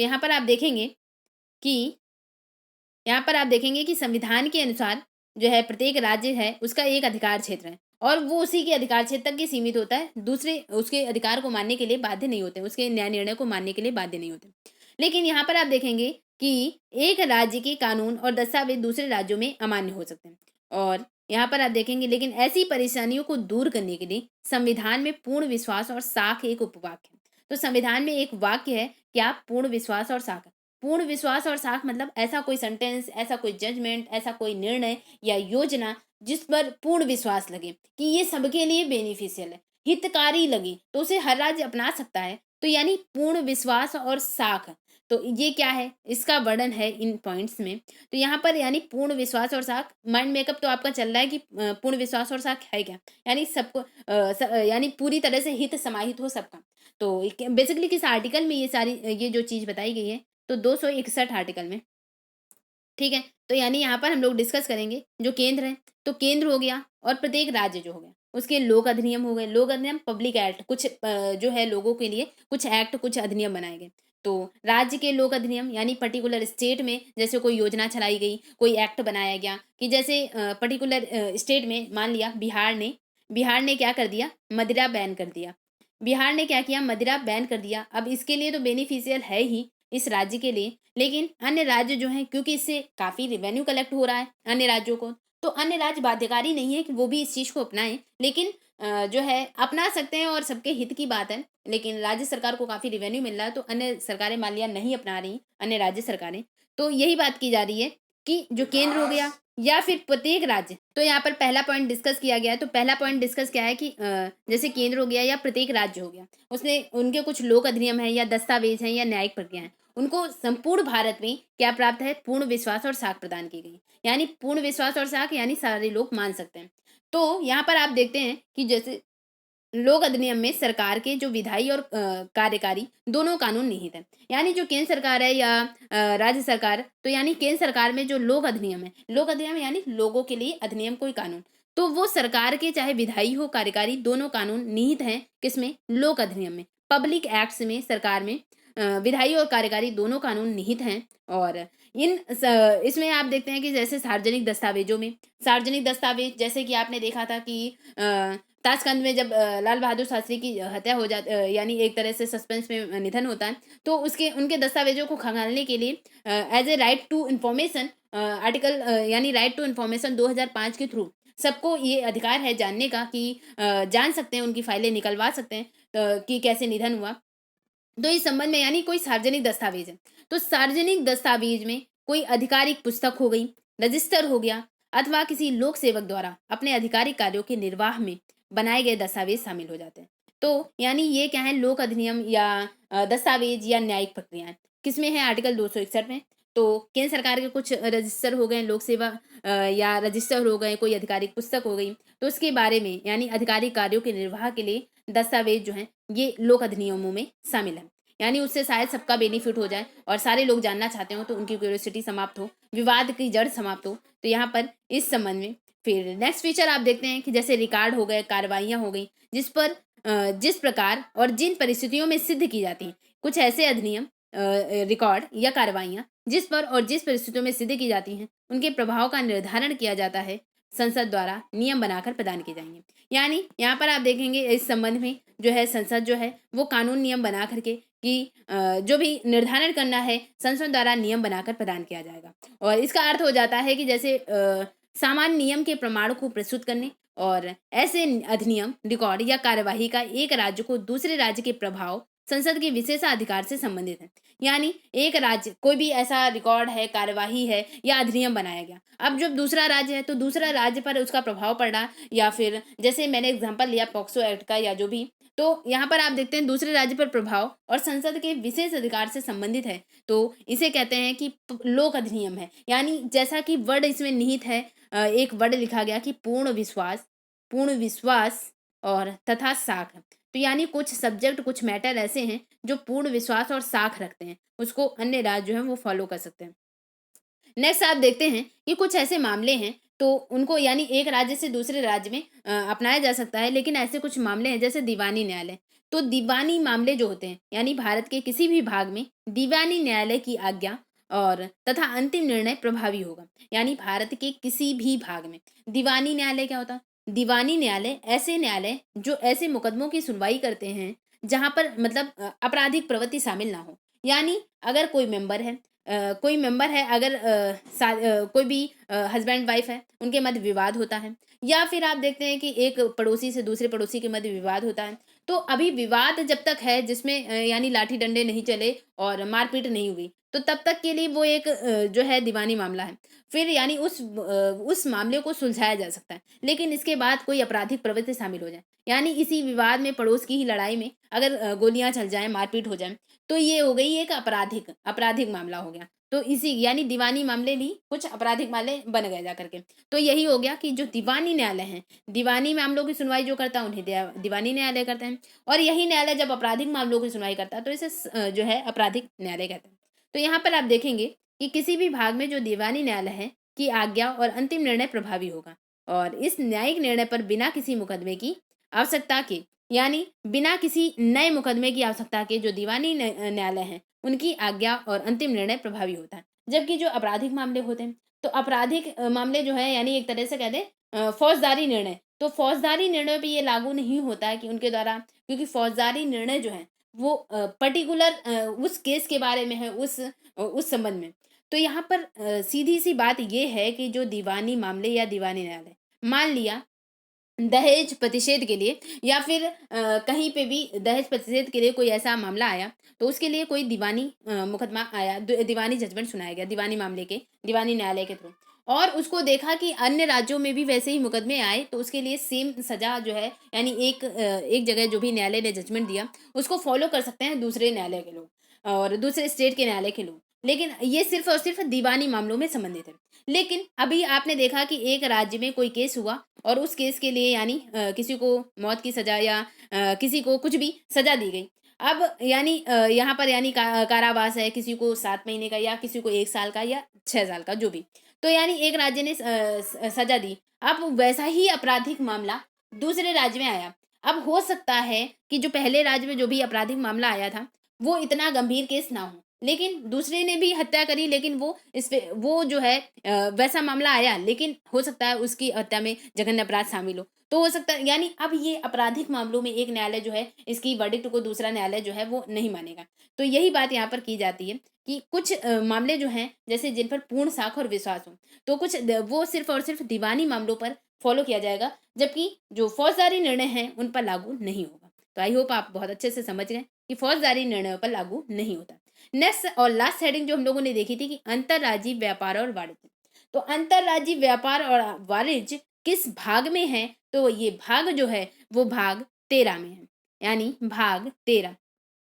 तो यहाँ पर भाग 13 में हम लोग 301 से 307 आर्टिकल के बारे में अध्ययन करने वाले हैं और आज हम लोग भाग 13 का अध्ययन कर लेंगे, 301 से 307 आर्टिकल। तो ये है भाग 13 जिसमें अंतर्राज्यीय व्यापार और वाणिज्य। तो अंतर्राज्यीय व्यापार इस हेडिंग का मीन है कि एक राज्य से दूसरे राज्य में जो व्यापार है और इसके थ्रू आप देखते हैं क्या क्या जो है सुविधाएं हैं या फिर क्या क्या गठित किए जाते हैं, जैसे कुछ क्षेत्रीय परिषदें गठित की जाती हैं, तो इनका क्या मीन्स है। तो अंतर्राज्यीय व्यापार और वाणिज्य ये जो है किस भाग में है? भाग 13 में है। और भाग 13 में कितने से कितने आर्टिकल तक की? 301 से 307 इनका समावेश है।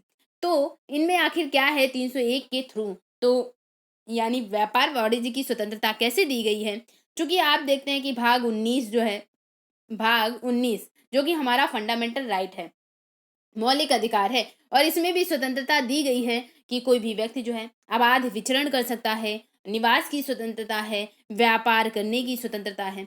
तो ये जो आर्टिकल 19 के थ्रू व्यापार की स्वतंत्रता है, व्यापार की स्वतंत्रता यानी कहीं भी आप व्यापार कर सकते हैं, लेकिन इसके कुछ रिस्ट्रिक्शन लगाए जाते हैं कि यानी कुछ ऐसे जैसे कुछ ऐसे क्षेत्र हो गए जहां पर जाना मना होता है, या फिर जैसे अनुसूचित जनजातियों वाला इलाका है वहां पर आप जाकर के कोई व्यापार या कोई फैक्ट्री नहीं लगा सकते। तो ये जो व्यापार और वाणिज्य है कुछ जगहों पर प्रतिबंधित होता है। तो उसी केसेस में यानी जो 301 के तहत हम लोग व्यापार और वाणिज्य के बारे में पढ़ने जा रहे हैं, वो आर्टिकल 19 के लिए लागू नहीं होगा कि आर्टिकल 19 में जो व्यापार की स्वतंत्रता है उसके लिए यानी उसके प्रतिबंध उससे प्रतिबंधित है, यानी आर्टिकल 19 में व्यापार की स्वतंत्रता है। और जो आर्टिकल 301 है, तो आर्टिकल 301 तो इसका उल्लंघन नहीं करेगा आर्टिकल 19। यानी मैं अब डिस्कस करूं अच्छे से, तो यहाँ पर आप देखेंगे कि आर्टिकल 301 क्या बताता है। तो आर्टिकल 301 कहता है कि जो संपूर्ण भारतीय क्षेत्र में व्यापार, वाणिज्य और समागम जो है वो स्वतंत्र होगा। यानी आर्टिकल 19 यानी आर्टिकल 301 क्या कहता है? 301 कहता है कि भारत के किसी भी क्षेत्र में आप चले जाएं, वहां पर व्यापार कर सकते हैं, वाणिज्य कर सकते हैं, समागम, इसकी स्वतंत्रता है।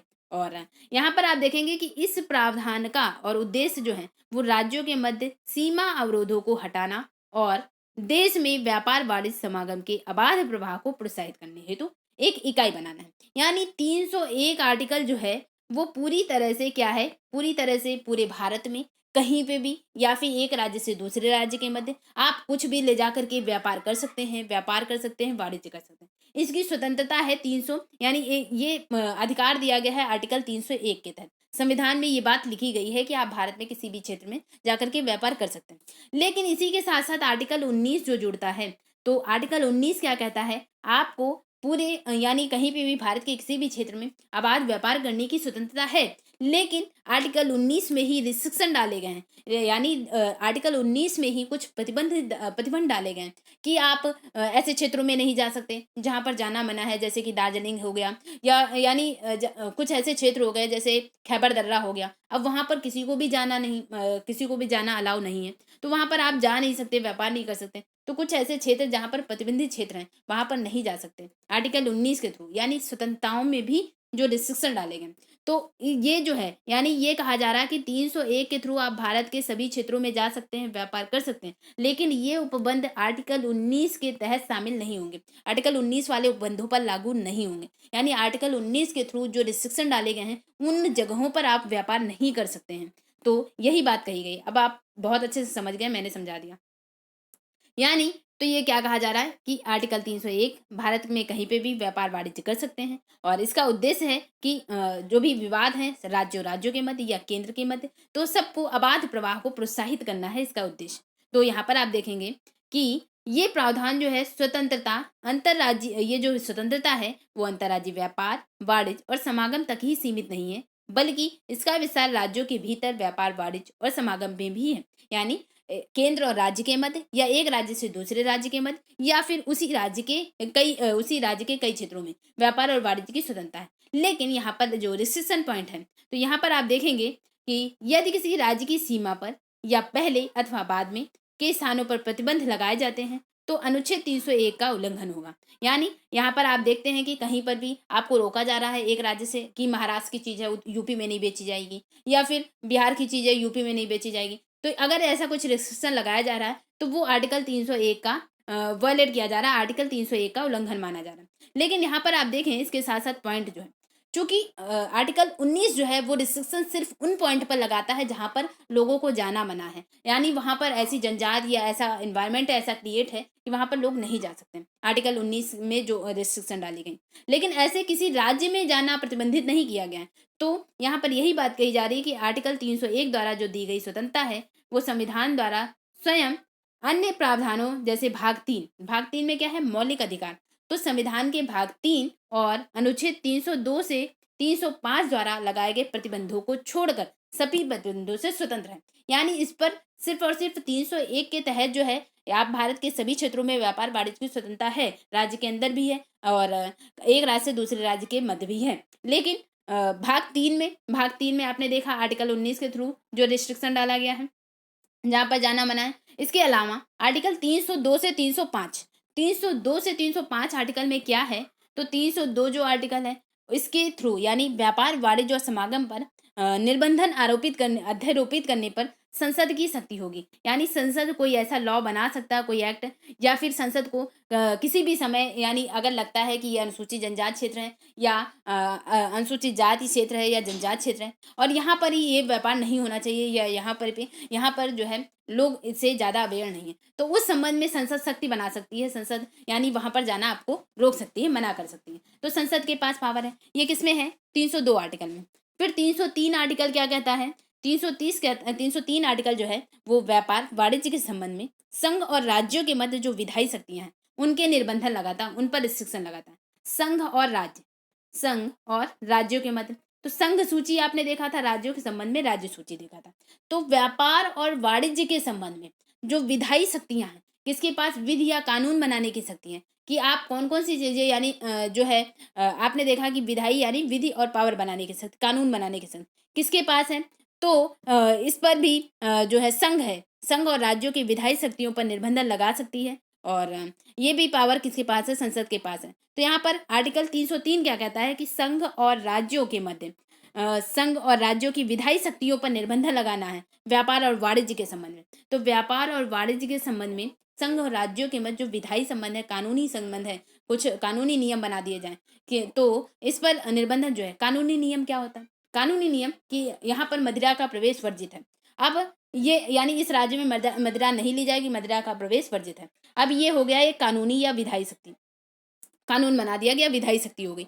अब विधायी शक्ति पर निर्बंधन है तो व्यापार और वाणिज्य वहां पर नहीं किया जाएगा, व्यापार नहीं किया जाएगा उस चीज का, तो इस पर रिस्ट्रिक्शन है। यानी तो ये किस बात के लिए, किस आर्टिकल में है, तो 303 आर्टिकल, यानी संघ और राज्यों के मध्य विधायी शक्तियों पर निर्बंधन 303 आर्टिकल है। 302 क्या था, 302 कह रहा था कि संसद के पास पावर है कि वो व्यापार वाणिज्य समागम पर निर्बंधन लगा सकती है। फिर 303 के बाद 304 आर्टिकल जो है, 304 आर्टिकल क्या है कि राज्यों के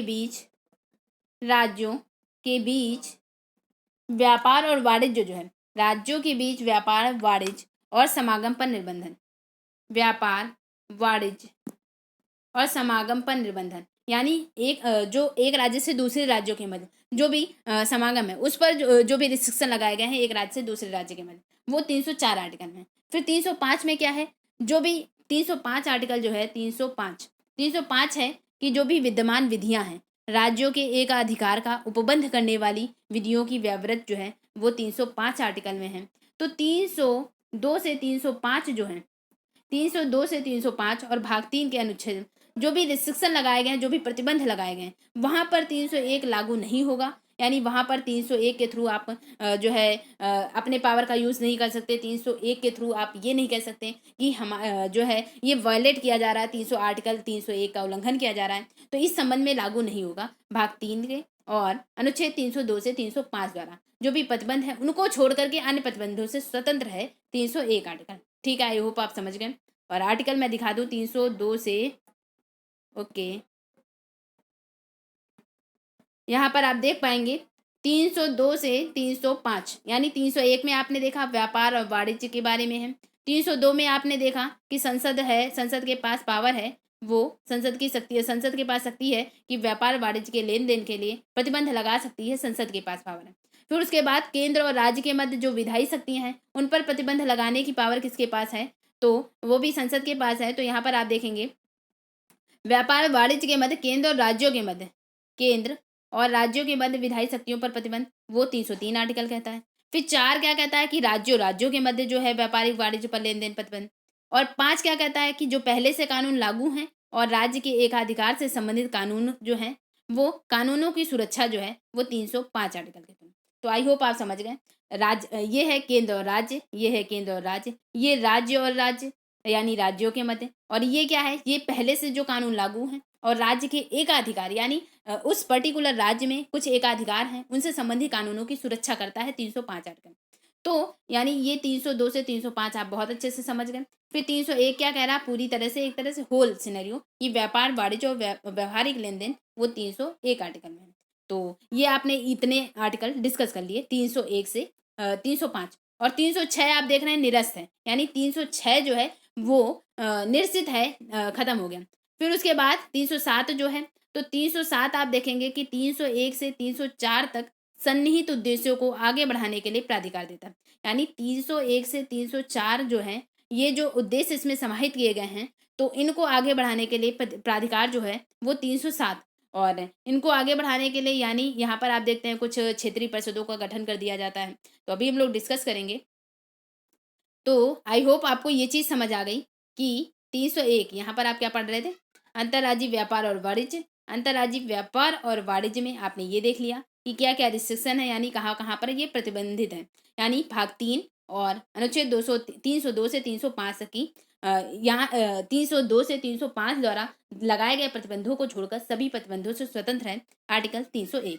नेक्स्ट आप फीचर देख रहे हैं, नेक्स्ट आप देखेंगे 301 के थ्रू, यानी यहाँ पर आप देखेंगे जो मैंने अभी डिस्कस किया कि 302, तो 302 क्या कह रहा है, संसद के पास, यानी संसद जो है सार्वजनिक हित में, सार्वजनिक लोगों के हित को ध्यान में रखते हुए राज्यों के मध्य और किसी एक राज्य यानी संसद हो गया, तो संसद राज्यों के मध्य अथवा किसी राज्य के भीतर व्यापार वाणिज्य समागम की स्वतंत्रता पर प्रतिबंध लगा सकती है, कौन, संसद।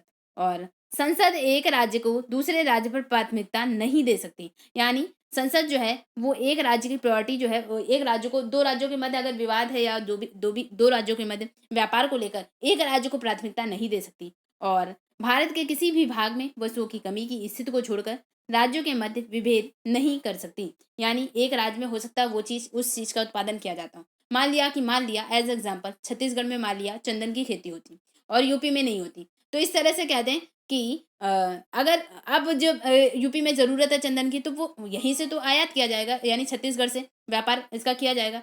तो यानी ये क्या है कि भारत के किसी भी भाग में वस्तुओं की कमी की स्थिति को छोड़कर राज्यों के मध्य विभेद नहीं कर सकती। अब क्योंकि अब यूपी में हो नहीं रहा, छत्तीसगढ़ में ही हो रहा, तो छत्तीसगढ़ से व्यापार को, तो छत्तीसगढ़ को प्रियोरिटी दी जाएगी। तो इसलिए अब यानी इस स्थिति में जब एक राज्य में वो चीज़ नहीं हो रही, तो वस्तुओं की कमी को छोड़ करके राज्यों के मध्य विभेद नहीं करेगी संसद। ये तो बात हो गई, संसद हो गई। फिर उसके बाद नेक्स्ट देखेंगे कि राज्य की जो विधायिका यानी राज्यों राज्यों के मध्य आपने देखा विवाद, तो किसी राज्य की विधायिका सार्वजनिक हित में उस राज्य अथवा दूसरे राज्य, उस राज्य के अंदर जो भी व्यापार वाणिज्य है, समागम है, उसकी स्वतंत्रता पर उचित प्रतिबंध लगा सकती हैं। यानी सार्वजनिक हित में उस राज्य हो गया, यानी पर्टिकुलर स्टेट हो गया, या फिर उस राज्य के अंदर जो है व्यापार, वाणिज्य अथवा समागम की स्वतंत्रता पर उचित प्रतिबंध लगा सकती हैं। और इसका उद्देश्य जो होगा, यानी किंतु इसका उद्देश्य विधेयक जो है, इसका उद्देश्य जो है विधेयक विधानसभा में राष्ट्रपति की पूर्व अनुमति से ही पेश किया जाएगा। यानी किसकी अनुमति से? राष्ट्रपति की पूर्व अनुमति से ही जो है पर्टिकुलर स्टेट में कोई व्यापार करने के लिए या रिस्ट्रिक्शन लगाने के लिए या फिर दूसरे राज्यों को के व्यापार को प्रतिबंधित करने के लिए ऐसा कोई विधेयक अधिनियम बनाया जाता है, तो उसे राष्ट्रपति की परामर्श से ही, राष्ट्रपति की अनुमति से ही पेश किया जाएगा। फिर नेक्स्ट आप देखेंगे, नेक्स्ट कि एक राज्य यानी किसी राज्य की विधायिका दूसरे राज्य अथवा संघ राज्य से आयात होने वाली उन वस्तुओं पर टैक्स लगा सकती है। यानी एक राज्य का जो विधानमंडल है, वो राज्य का विधानमंडल अन्य राज्य से कोई चीज आयात की जा रही है या सेंटर से कोई चीज, संघ से कोई चीज आयात की जा रही है संघ राज्य से, तो उस पर टैक्स लगा सकती है और उससे संबंधित राज्य में उस संबंधित राज्य में उत्पादित होते हैं, जो उस संबंधित राज्य में उत्पादित होते हैं। यानी अगर दूसरे राज्य से आ रही है वो चीज़, तो उस पर टैक्स लगाने की शक्ति जो है, टैक्स लगा सकती है जो उस राज्य में उत्पादित होते हैं। यानी पर्टिकुलर आपके यहाँ कोई चीज़ उत्पादित हो रही है और आप उसे दूसरे राज्यों में बेचने जा रहे हैं, यानी दूसरे राज्यों में, तो उसके लिए आप जो है लेने वाले के लिए यानी कुछ टैक्स जो है अधिरोपित कर सकते हैं। तो यह प्रावधान राज्यों द्वारा विभेदकारी करों को लगाने के लिए निषिद्ध करता है। यानी ये निषेध करता है, ये मना करता है कि यानी हो सकता है आपने एक राज्य के लिए टैक्स जो है वो 4 रुपये रखा हो पर्टिकुलर चीज़ के लिए, लेकिन दूसरे राज्य के लिए 6 से 8 रुपये रख दी हो, तो इस चीज़ को मना करता है, इस चीज़ का निषेध करता है। नेक्स्ट आप देखेंगे कि 301 जो है स्वतंत्रता जो है आर्टिकल 301 के अंतर्गत राष्ट्रीय विधियों के अधीन है। स्वतंत्रता अनुच्छेद 301 के अंतर्गत राष्ट्रीयकृत विधियों के अधीन है। वे विधियां जो केंद्र और राज्यों के पक्ष में एकाधिकार के लिए पूर्व निर्दिष्ट हैं।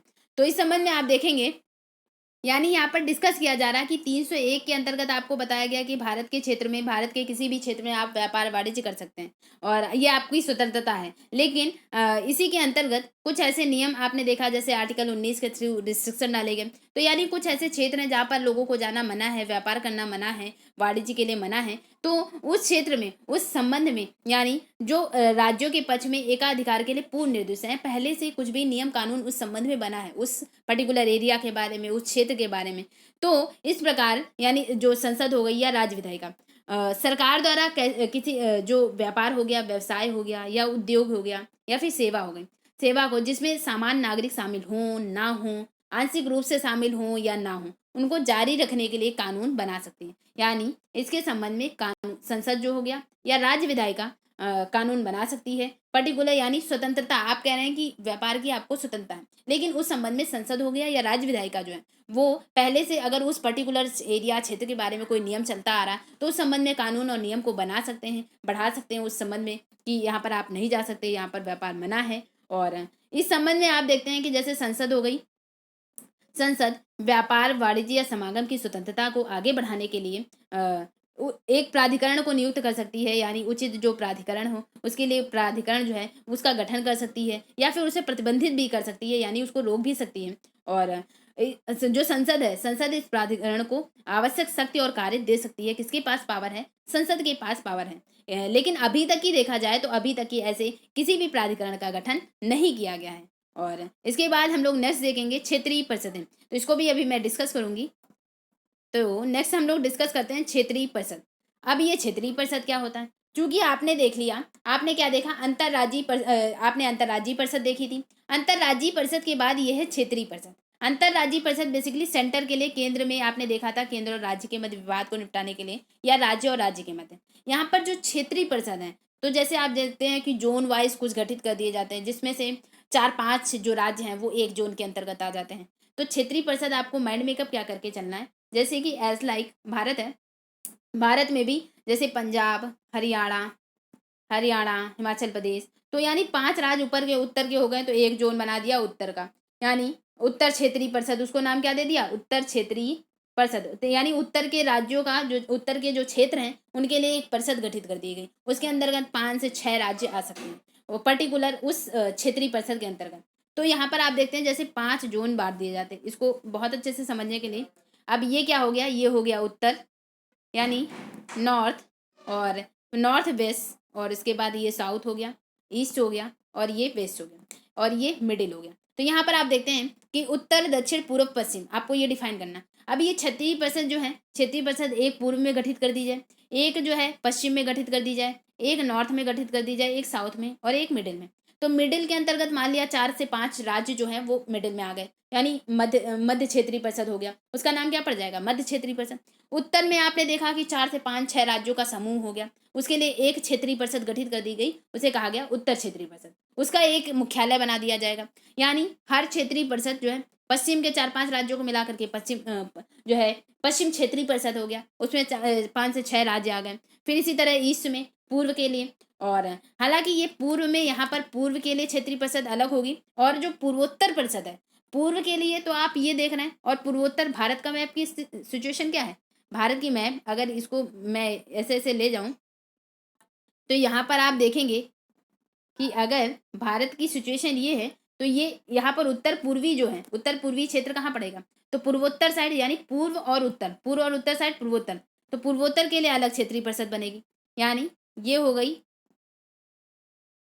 यानी अगर मैं कहूँ ये भारत की चतुष्कोणीय आकृति, और ये भारत की अगर चतुष्कोणीय आकृति है, तो यहाँ पर आप देखेंगे कि ये जो पूर्वोत्तर साइड है, तो पूर्वोत्तर साइड के लिए अलग परिषद गठित की जाएगी। तो पूर्वोत्तर के लिए, क्योंकि पूर्व ये है उत्तर, ये है उत्तर, और ये है ईस्ट है, यानी पूर्वोत्तर के लिए अलग परिषद का गठन किया जाएगा। तो यानी बेसिकली कहने का तात्पर्य है कि पूर्व के लिए एक, और उत्तर के लिए एक क्षेत्रीय परिषद, फिर पश्चिम के लिए, और ये दक्षिण के लिए एक मिडिल में। और इनके अंतर्गत एक क्षेत्रीय परिषद में, उत्तर क्षेत्रीय परिषद में 4 से 5 राज्य आ जाएंगे, पश्चिम के लिए 4 से 5 राज्य आ जाएंगे। फिर जो पूर्वोत्तर क्षेत्रीय परिषद होगी उसके लिए अलग, यानी उसमें जो 7 राज्य पूर्वोत्तर 7 सिस्टर जो है वो हो गए, 7 सिस्टर वाले राज्य हो गए। उसके अलावा सिक्किम जो हो जाता है, 8 जो है वो पूर्वोत्तर क्षेत्रीय परिषद के लिए एक क्षेत्रीय परिषद गठित की गई, पूर्वोत्तर क्षेत्रीय परिषद। आई होप अब आपके अंदर स्ट्रक्चर तो जो है क्लियर है। अब हम लोग डिस्कस करते हैं कि जो क्षेत्रीय परिषद जो है वो कब गठित की गई, और किस में कौन कौन से रीजन आ रहे हैं। क्योंकि पूर्वोत्तर में आप देखेंगे कौन कौन से क्षेत्र आते हैं। तो क्षेत्रीय परिषद जो है, क्षेत्रीय परिषद एक सांविधिक निकाय है, ना कि संवैधानिक। तो क्योंकि आपने देखा कि वो संविधान में आप इसका उल्लेख जो है वो नहीं देखेंगे, और बेसिकली संसद द्वारा एक अधिनियम बना करके इसका गठन किया गया क्षेत्रीय परिषदों का। तो क्षेत्रीय परिषदों का गठन जो है वो कैसे किया गया, संसद ने एक अधिनियम बना दिया, एक कानून बना दिया, तो अधिनियम बना करके इनका गठन किया गया है क्षेत्रीय परिषदों का। तो इसलिए कह रहे हैं कि इसको ये एक सांविधिक निकाय है, लेकिन ना कि संवैधानिक। तो संविधान के अनुसार नहीं, सांविधिक निकाय है, और इसका नियम बनाया गया है, नियम कानून संसद द्वारा एक अधिनियम बना करके। तो आप देखेंगे कि राज्य पुनर्गठन अधिनियम 1956 है, जो कि राज्य पुनर्गठन अधिनियम 1956 है। क्योंकि आपने देखा था राज्य पुनर्गठन अधिनियम 7वां संविधान संशोधन 1956 जो है, 1956 के अंतर्गत 14 राज्य और 6 केंद्र शासित प्रदेश बने थे। तो 14 राज्य और जो 6 केंद्र शासित बने थे, तो इन जो ये राज्य हैं और केंद्र शासित प्रदेश हैं, तो इन राज्य और केंद्र शासित प्रदेश के लिए एक एक जोन गठित कर दिया गया, यानी पूरब, पश्चिम, उत्तर, दक्षिण के लिए और मिडिल में ये 5 जोन गठित कर दिए गए पूरे भारत में, और पूर्वोत्तर के लिए एक जोन और गठित कर दिया गया। तो यहाँ पर आप देखेंगे कि 5 क्षेत्र जो है, यानी 5 जोन कह लें, 5 क्षेत्र कह लें, तो जो 5 क्षेत्र में विभाजित हो गया तो उसको क्या कहेंगे, उत्तर, दक्षिण, पूरब, पश्चिम, यहाँ पश्चिम दिया गया, और पूर्व, पूरब, पश्चिम और मध्य पूर्वी। मध्य पूर्वी यानी आप बिल्कुल कंफ्यूज ना हो, सिर्फ आप ऐसे इसको कनेक्ट करें कि उत्तर यानी उत्तर, दक्षिण, पूरब, पश्चिम, ईस्ट, वेस्ट, और यहाँ पर आप देखेंगे पूर्वोत्तर के लिए, और ये मिडिल में, यानी ये आपको देखने हैं 1 2 3 4 5 ये देखेंगे, और पूर्वोत्तर के लिए अलग से देखेंगे।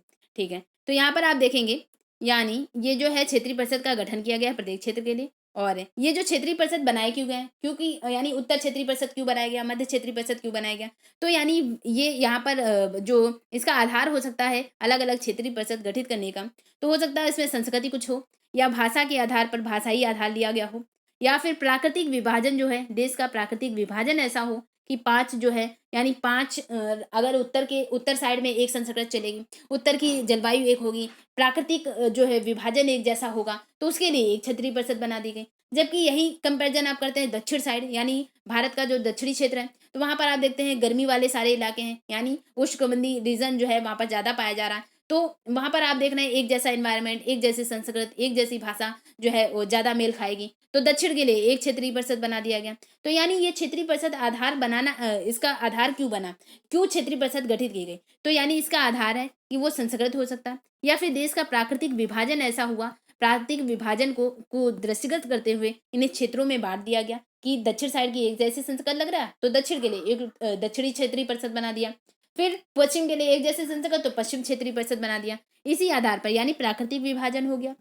नदी तंत्र हो गए यानी नदियों का जो पानी है, दक्षिण साइड का दक्षिण नदी तंत्र होता है, पूर्वोत्तर नदी तंत्र हो गया, पूर्व नदी तंत्र हो गया, पश्चिम नदी तंत्र। यानी नदी तंत्र एक आधार हो सकता है। दूसरा प्राकृतिक विभाजन हो सकता है। तीसरा सांस्कृतिक या भाषाई संबंध हो सकता है। सांस्कृतिक सांस्कृतिक या फिर भाषाई संबंध हो सकता है। और चौथा जैसे आर्थिक विकास की आवश्यकता, यानी अगर आप डेवलपमेंट करना चाहते हैं तो दक्षिण साइड में आपको क्या क्या मेजर जरूरत है, क्योंकि वहां पर आप देख रहे हैं नदियां हैं और बहाव क्षेत्र की दर से या फिर वहाँ के एनवायरनमेंट, वहाँ के प्राकृतिक डिवीजन की दर से आप कोई डेवलपमेंट करना चाहते हैं, तो वहाँ की संस्कृति से आप परिचित होंगे, वहाँ के विभाजन से। तो आर्थिक डेवलपमेंट की आवश्यकता, सुरक्षा और कानून की व्यवस्था दृष्टि से इन क्षेत्रीय परिषदों का गठन कर दिया गया। तो 5 क्षेत्रीय परिषद बना दिए गए। ठीक है, आपको ये बात समझ में आ गई। तो ये जो क्षेत्रीय परिषद हैं, अब इनमें मेंबर कौन कौन से होंगे? तो जो क्षेत्रीय परिषद होते हैं, चूंकि अंतर्राज्यीय परिषद में भी आपने देखा कि गठन हो रहा, उसमें अंतर्राज्यीय परिषदों का गठन जो है वो राष्ट्रपति कर रहे हैं, जबकि अध्यक्ष प्रधानमंत्री हो रहे हैं। तो यहाँ पर अध्यक्ष कौन होगा? यानी अगर क्षेत्रीय परिषद गठित कर दी गई और प्रत्येक क्षेत्रीय परिषद, तो इसको मैं मैप से बता दूं तो आप ज़्यादा बेसिकली अच्छे से कनेक्ट कर पाएंगे। ओके, तो यहाँ पर आप मैप देख पा रहे होंगे। तो यहाँ पर मैं बेसिकली अच्छे से आपको समझाने के लिए मैं मैप का यूज़ कर रही हूँ। तो यहाँ पर देखो उत्तर क्षेत्रीय, ये उत्तर क्षेत्र हो गया।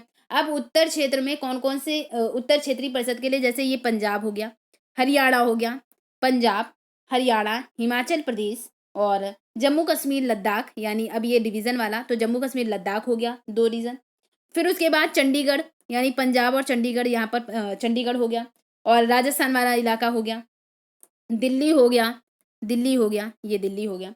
तो यहाँ पर आप देखेंगे यानी इसके लिए एक क्षेत्रीय परिषद बना दी, यानी ये पूरा उत्तर का रीजन लग रहा है। अब उत्तर के रीजन के लिए, चूंकि आप भारत के मैप को अगर डिवीजन देखा जाए तो ये अगर इसको बांटा जाए तो ये उत्तर का रीजन हो गया। तो उत्तर के रीजन में आपने इसको क्या नाम दे दिया? उत्तर क्षेत्रीय परिषद कह दिया, इसको उत्तर क्षेत्रीय परिषद। और कौन कौन से हो गए? ऊपर से गिनते चले जाएं आप, जम्मू कश्मीर लद्दाख, पंजाब, हरियाणा, हिमाचल प्रदेश, यानी पंजाब, ये हरियाणा, हिमाचल प्रदेश, दिल्ली, और दिल्ली के बाद चंडीगढ़, ये चंडीगढ़ हो गया, ये दिल्ली हो गया, और ये राजस्थान। यानी ये पूरा उत्तर का हो गया उत्तर क्षेत्रीय परिषद। अब इसका एक मुख्यालय बनाया जाएगा, इतने राज्यों का एक मुख्यालय बनाया जाएगा, और नई दिल्ली को इसका मुख्यालय बना दिया गया। तो अब आप मैप से बिल्कुल अच्छे से कनेक्ट कर ले गए कि ये राज्य जो है इसमें आ गए उत्तर के साइड में। उत्तर क्षेत्रीय परिषद हो गया, इसका मुख्यालय क्या हो गया? इसका मुख्यालय नई दिल्ली हो गया। आप जान गए बहुत अच्छे से। फिर नेक्स्ट हम लोग डिस्कस कर देते हैं मध्य क्षेत्रीय परिषद। तो इसके बाद यानी इसको इस मैप को अगर मैं इतना छोटा कर दूं और इस मैप को यानी इस डिवीजन में आप बांटें, ये लाइन हो गई और ये लाइन हो गई। तो यहाँ पर आप देखेंगे यानी अगर इसका डिवीजन किया जाता है तो ये लाइन और ये लाइन, अगर ये सीधा डिवीजन किया आपने तो इस सीधे डिवीजन में आप देख रहे हैं ये नॉर्थ है और ये साउथ है और ये वेस्ट है और ये ईस्ट है। तो इसके लिए यहाँ पर एक गठन, यहाँ पर इसके लिए मिडिल में आप, फिर ये वेस्ट में और ये नॉर्थ में, नॉर्थ का आपने देख लिया, साउथ में, और इसके बाद ये पूर्वोत्तर वाले देखें आप, तो पूर्वोत्तर इधर अलग हो रहा, यानी पूर्वोत्तर के लिए एक क्षेत्रीय परिषद अलग गठित की जाएगी। तो इसी मैप को दृष्टिगत करते हुए हम लोग अब मिडिल की बात की जाए तो मिडिल में कौन कौन से आते हैं? तो मिडिल के लिए मध्य क्षेत्रीय परिषद में तो मध्य प्रदेश आएगा सबसे पहले, उत्तर प्रदेश आ जाएगा, यानी मिडिल में, भारत के मिडिल में यहाँ पर आप देखेंगे यानी मध्य प्रदेश हो गया, उत्तर प्रदेश हो गया और उत्तराखंड हो गया, ये रहा उत्तराखंड, और उसके बाद छत्तीसगढ़ हो गया, छत्तीसगढ़। ये जो 4 हैं, ये 4 यानी उत्तर प्रदेश, मध्य प्रदेश, छत्तीसगढ़ और उत्तराखंड। उत्तर प्रदेश, मध्य प्रदेश, छत्तीसगढ़ और उत्तराखंड जो है ये मध्य क्षेत्रीय परिषद में आ गए। ये क्या हो गया? ये मध्य क्षेत्रीय परिषद, मध्य क्षेत्रीय परिषद। चूंकि अभी आपको पश्चिम का अलग रखना है, पूर्व का अलग रखना है और उत्तर का आपने देख लिया 5-6 रीजन जो आए, जो क्षेत्र है। तो इसका ये हो गया मध्य क्षेत्रीय परिषद। अब इसका मुख्यालय कहाँ बनाया जाएगा? इसका मुख्यालय जो है इलाहाबाद में है। यानी मध्य क्षेत्रीय परिषद का मुख्यालय कहाँ हुआ? इलाहाबाद में। उत्तर क्षेत्रीय परिषद का मुख्यालय नई दिल्ली में। उत्तर क्षेत्रीय परिषद के अंतर्गत मैप से आपने बेसिकली समझ लिया। मध्य क्षेत्रीय परिषद के अंतर्गत कौन कौन से हैं? तो मध्य प्रदेश, उत्तर प्रदेश, उत्तराखंड और छत्तीसगढ़। ठीक है। नेक्स्ट आप देखें पूर्व क्षेत्रीय परिषद। तो ये जो पूर्व क्षेत्रीय परिषद में क्या क्या आएगा? तो पूर्व क्षेत्रीय परिषद में जैसे बिहार हो गया, पश्चिम बंगाल हो गया और उड़ीसा हो गया। तो ये जो है ये क्या हो गया? ये जो रीजन हुआ, ये रीजन जो हुआ वो पूर्व का हो गया। यानी बिहार, पश्चिम बंगाल, जो उड़ीसा, बिहार, पश्चिम बंगाल और उड़ीसा, ये पूर्व क्षेत्रीय परिषद हो गया, पूर्व क्षेत्रीय परिषद। अब आप सोच रहे होंगे कि झारखंड नहीं आ रहा, क्योंकि आपकी क्यूरियोसिटी को समाप्त करना मेरी जिम्मेदारी है। तो यहाँ पर आप सोच रहे होंगे झारखंड नहीं आया, इसको क्यों छोड़ दिया गया? क्योंकि छत्तीसगढ़ तो अभी आपने मिडिल में शामिल कर लिया था। तो झारखंड इसलिए नहीं आया क्योंकि आपने देखा राज्य पुनर्गठन अधिनियम, और कब? 1956 जब राज्य पुनर्गठन अधिनियम बना और 14 राज्य 6 केंद्र शासित प्रदेश से, और जोन भी तभी डिवाइड किए गए, यानी 5 क्षेत्रों में 5 क्षेत्रीय परिषद डिवाइड किए गए। तो झारखंड और बिहार तब एक ही रीजन में आता था। इसलिए आप देख पा रहे हैं कि इस रीजन के लिए एक पूर्व क्षेत्रीय परिषद कहेंगे, पूर्व। तो पूर्व क्षेत्रीय परिषद गठित की गई और इसका मुख्यालय क्या हुआ? इसमें प्रमुख स्थान क्या दिख रहा है? कोलकाता। तो कोलकाता, पूर्व क्षेत्रीय परिषद का मुख्यालय कहाँ बनाया गया? मुख्यालय कोलकाता। फिर इसके बाद नेक्स्ट है पश्चिम। तो पश्चिम क्षेत्रीय परिषद जो हुआ, तो पश्चिम क्षेत्रीय परिषद में क्या क्या आएगा? तो महाराष्ट्र हो गया, गुजरात हो गया, गोवा हो गया, महाराष्ट्र, गुजरात, उसके बाद मैं इधर दिखा दूं, महाराष्ट्र, गुजरात, गोवा, और उसके बाद गोवा और दमन और दीव, दादरा और नगर हवेली। तो ये जो इतना रीजन आया, ये क्या हुआ? ये हुआ पश्चिम का, यानी गुजरात, मध्य प्रदेश, गोवा, दमन और दीव, दादरा और नगर हवेली। ये जो है ये पश्चिम क्षेत्रीय परिषद, ये क्या हुआ? पश्चिम क्षेत्रीय परिषद। चूंकि डिवीजन लाइन जो है ये ऐसे थी, तो पश्चिम हो गया, ये इधर वाले पूर्व हो गए थे, उड़ीसा और ये पश्चिम बंगाल वगैरह ये पूर्व हो गए थे, ये पश्चिम हो गए ये रीजन। ठीक है। तो यहाँ पर इसका मुख्यालय क्या हुआ? अगर इस रीजन में आप सबसे प्रमुख क्या देख रहे हैं, तो इस रीजन में महाराष्ट्र आ गया शामिल, तो इसका सबसे प्रमुख रीजन हो गया मुंबई। तो मुंबई हो गया इसका मुख्यालय। तो यानी इसका पश्चिम का मुख्यालय मुंबई और पूर्व का मुख्यालय कोलकाता, और मध्य में आपने देखा था उत्तर प्रदेश हो गया था, मध्य प्रदेश हो गया था, तो उत्तराखंड हो गया था। तो मध्य का मुख्यालय जो इलाहाबाद में था, उत्तर का मुख्यालय जो था नई दिल्ली में था, और दक्षिण बात बची। तो दक्षिण में जो है, यानी ये जो दक्षिण वाला रीजन, अब दक्षिण क्षेत्रीय परिषद में जैसे कर्नाटक हो गया, तमिलनाडु हो गया, और कर्नाटक, तमिलनाडु, आंध्र प्रदेश हो गया, कर्नाटक, तमिलनाडु, आंध्र प्रदेश, तेलंगाना। और उस समय यानी ये डिवीजन जो है, क्योंकि ये पहले का मैप है, तो यहाँ पर आप देखेंगे तेलंगाना रीजन जो आंध्र प्रदेश से काटकर बना, ठीक है, तेलंगाना हो गया, केरल और पुडुचेरी ये रीजन, और पुडुचेरी जो हो गया। ठीक है। ये जो दक्षिण वाला रीजन है, तो दक्षिण वाला रीजन चूंकि आपने सब कुछ कनेक्ट कर लिया, सारे राज्य जो डिवीजन है वो सारे कनेक्ट कर लिए। तो दक्षिण क्षेत्रीय परिषद जो है कर्नाटक, तमिलनाडु, आंध्र प्रदेश, तेलंगाना, केरल और पुडुचेरी, इसका मुख्यालय क्या हुआ? इसमें सबसे प्रमुख है चेन्नई। तो चेन्नई हो गया दक्षिण का। पश्चिम में जो है पश्चिम का मुख्यालय मुंबई, पूर्व का मुख्यालय कोलकाता, और उत्तर का मुख्यालय नई दिल्ली, मध्य क्षेत्रीय परिषद का मुख्यालय इलाहाबाद। तो मुख्यालय क्लियर, सदस्य देश क्लियर हो गए, मतलब सदस्य जो क्षेत्रीय राज्य हैं वो क्लियर हो गए, और कहाँ पर कौन सा जोन जो गठित हुआ, 5 जोन वो गठित हुआ, आपको क्लियर हो गया। नेक्स्ट मैं अगर यहीं पर डिस्कस कर दूं, जो पूर्वोत्तर की बात मैंने की, पूर्वोत्तर की, यहाँ पर आप अच्छा ठीक है, यहाँ पर आप देख लें, ठीक है। तो पूर्वोत्तर की बात, यानी पूर्वोत्तर क्षेत्रीय परिषद, तो इन 7 सिस्टर के लिए अलग से पूर्वोत्तर क्षेत्रीय परिषद गठित की गई। पूर्वोत्तर में आप कौन कौन से आएंगे, तो यहीं पर मैं अभी आपको बता दूं, ताकि पीछे आप जब लेक्चर समझे तो आप कनेक्ट कर पाए। तो अरुणाचल प्रदेश हो जाएगा, नागालैंड हो जाएगा, मणिपुर, मिजोरम, त्रिपुरा और असम, मेघालय, ये तो 7 हो गए, यानी 1 2 3 4 5 6 7, ठीक है। 4 ये हो गए, अरुणाचल प्रदेश, नागालैंड, मणिपुर, मिजोरम। फिर उसके बाद त्रिपुरा 5वां हो गया, फिर मेघालय और असम 6 7 हो गए, और एक जो है वो सिक्किम जो है वो 8वां पूर्वोत्तर क्षेत्रीय परिषद में शामिल होने वाला 8वां राज्य जो है सिक्किम बन जाता है। तो यहाँ पर आप देखेंगे 8 जो होंगे अभी आप पूर्वोत्तर क्षेत्रीय परिषद में पढ़ेंगे। इसके लिए एक जोन गठित कर दिया गया, पूर्वोत्तर क्षेत्रीय परिषद, यानी पूर्वोत्तर परिषद गठित कर दिया। ठीक है, आई होप आप इसको भी समझ गए। अब आइए चलते हैं अपने बुक पर, लेसन पर।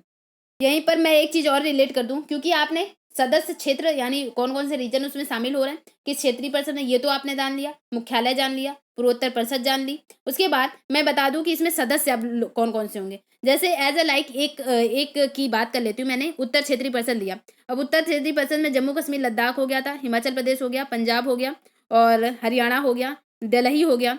तो ये जो रीजन था ये उत्तर क्षेत्रीय परिषद में, यानी पंजाब, हरियाणा, हिमाचल प्रदेश और दिल्ली, राजस्थान और चंडीगढ़ और जम्मू कश्मीर और लद्दाख, ये जो रीजन हुआ ये पूर्व यानी ये हुआ उत्तर का, तो उत्तर क्षेत्रीय परिषद हुआ। अब बताएं आप इसके सदस्य कौन कौन से हो रहे हैं, यानी प्रत्येक क्षेत्रीय परिषद में, यहीं पर आप लिख लें या कनेक्ट कर लें, तो प्रत्येक क्षेत्रीय परिषद में कौन कौन सदस्य होंगे। तो सबसे पहले क्या होगा, केंद्र सरकार का गृह मंत्री। तो एक तो होगा केंद्र सरकार का जो गृह मंत्री होगा, यानी प्रत्येक क्षेत्रीय परिषद, यानी ये हो गई उत्तर क्षेत्रीय परिषद के बारे में अगर डिसाइड कर रहे हैं तो वो सारी क्षेत्रीय परिषद के लिए लागू हुआ। यानी उत्तर क्षेत्रीय परिषद यहाँ पर हम लोग डिस्कस कर रहे हैं, तो प्रत्येक क्षेत्रीय परिषद के लिए एक केंद्र सरकार का गृह मंत्री होगा। तो केंद्र सरकार का गृह मंत्री एक ही होता है, तो वो हर क्षेत्र के लिए हो गया, ठीक है। दूसरी बात ये हुई कि क्षेत्र के सभी राज्य, यानी अगर ये यहाँ पर आप देखते हैं कि हिमाचल प्रदेश आया, पंजाब आया, राजस्थान आया और जो है हरियाणा आया, तो हर राज्य का एक मुख्यमंत्री होगा, यानी सभी क्षेत्रों के मुख्यमंत्री होंगे। तो कौन कौन से आपसे पूछा जाएगा कि क्षेत्रीय परिषद में सदस्य कौन कौन है, तो क्षेत्रीय परिषद में प्रत्येक क्षेत्रीय परिषद में एक गृह मंत्री हो गया और प्रत्येक राज्य के मुख्यमंत्री हो गए, यानी सभी राज्यों के, तो यहाँ पर सबके मुख्यमंत्री जाने चाहिए उस क्षेत्रीय परिषद में।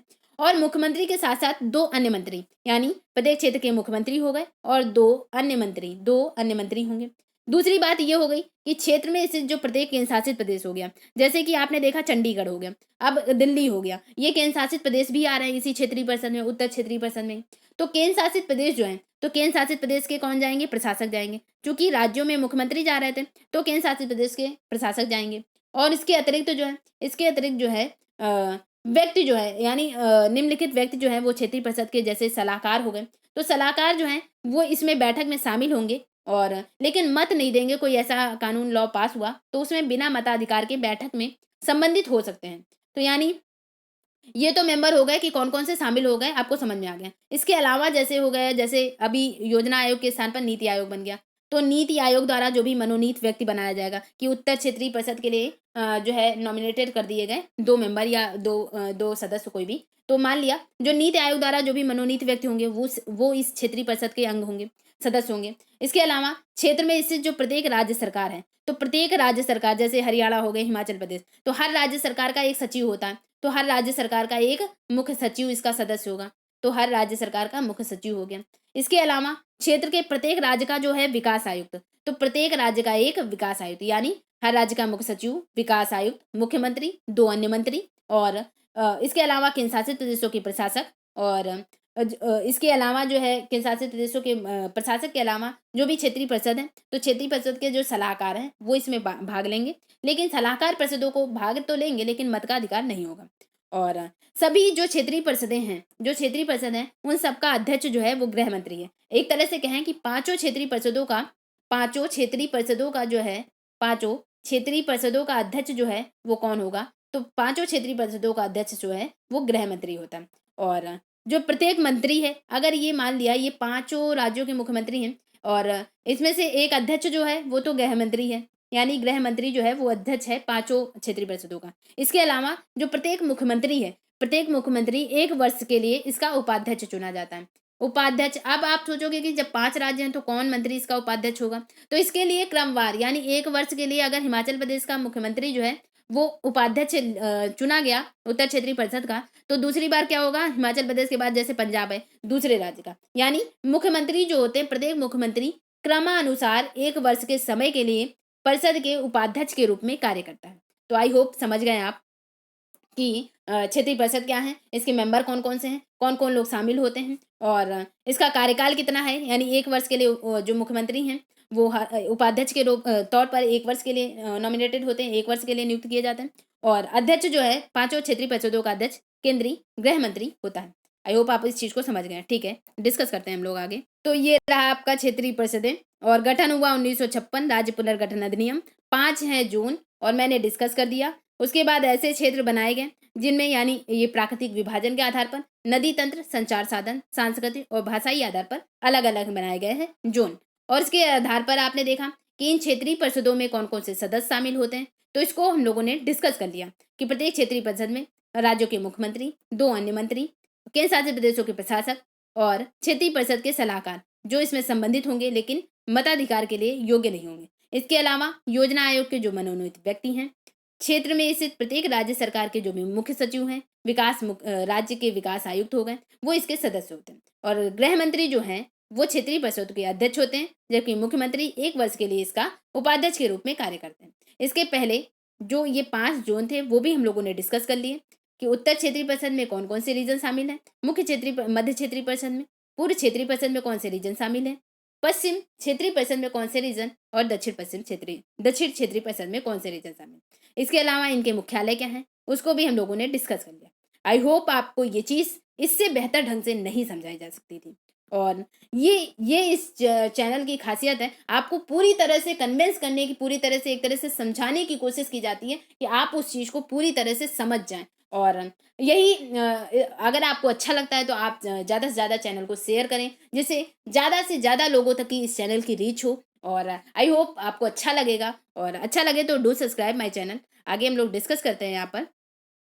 तो यहाँ पर आप देखेंगे कि क्षेत्रीय परिषद जो है, क्षेत्रीय परिषदों का उद्देश्य राज्य हो गया, केंद्र शासित प्रदेश हो गए और केंद्र के बीच सहभागिता और समन्वयता को बढ़ावा देना है। यानी ये जो क्षेत्रीय परिषद 5 जोन जो गठित किए गए, ये किस लिए, राज्य, केंद्र शासित प्रदेश और केंद्रों के बीच सहभागिता और समन्वयता को बढ़ावा देना हो जाता है। और इससे ये किस लिए गठित किए जाते हैं, भाषाई हो गए, अल्पसंख्यक हो गए, अल्पसंख्यक सीमा विवाद हो गया, अंतर्राज्यीय परिवहन आदि जैसे संबंधित विषयों पर विचार विमर्श और संशोधित करती है।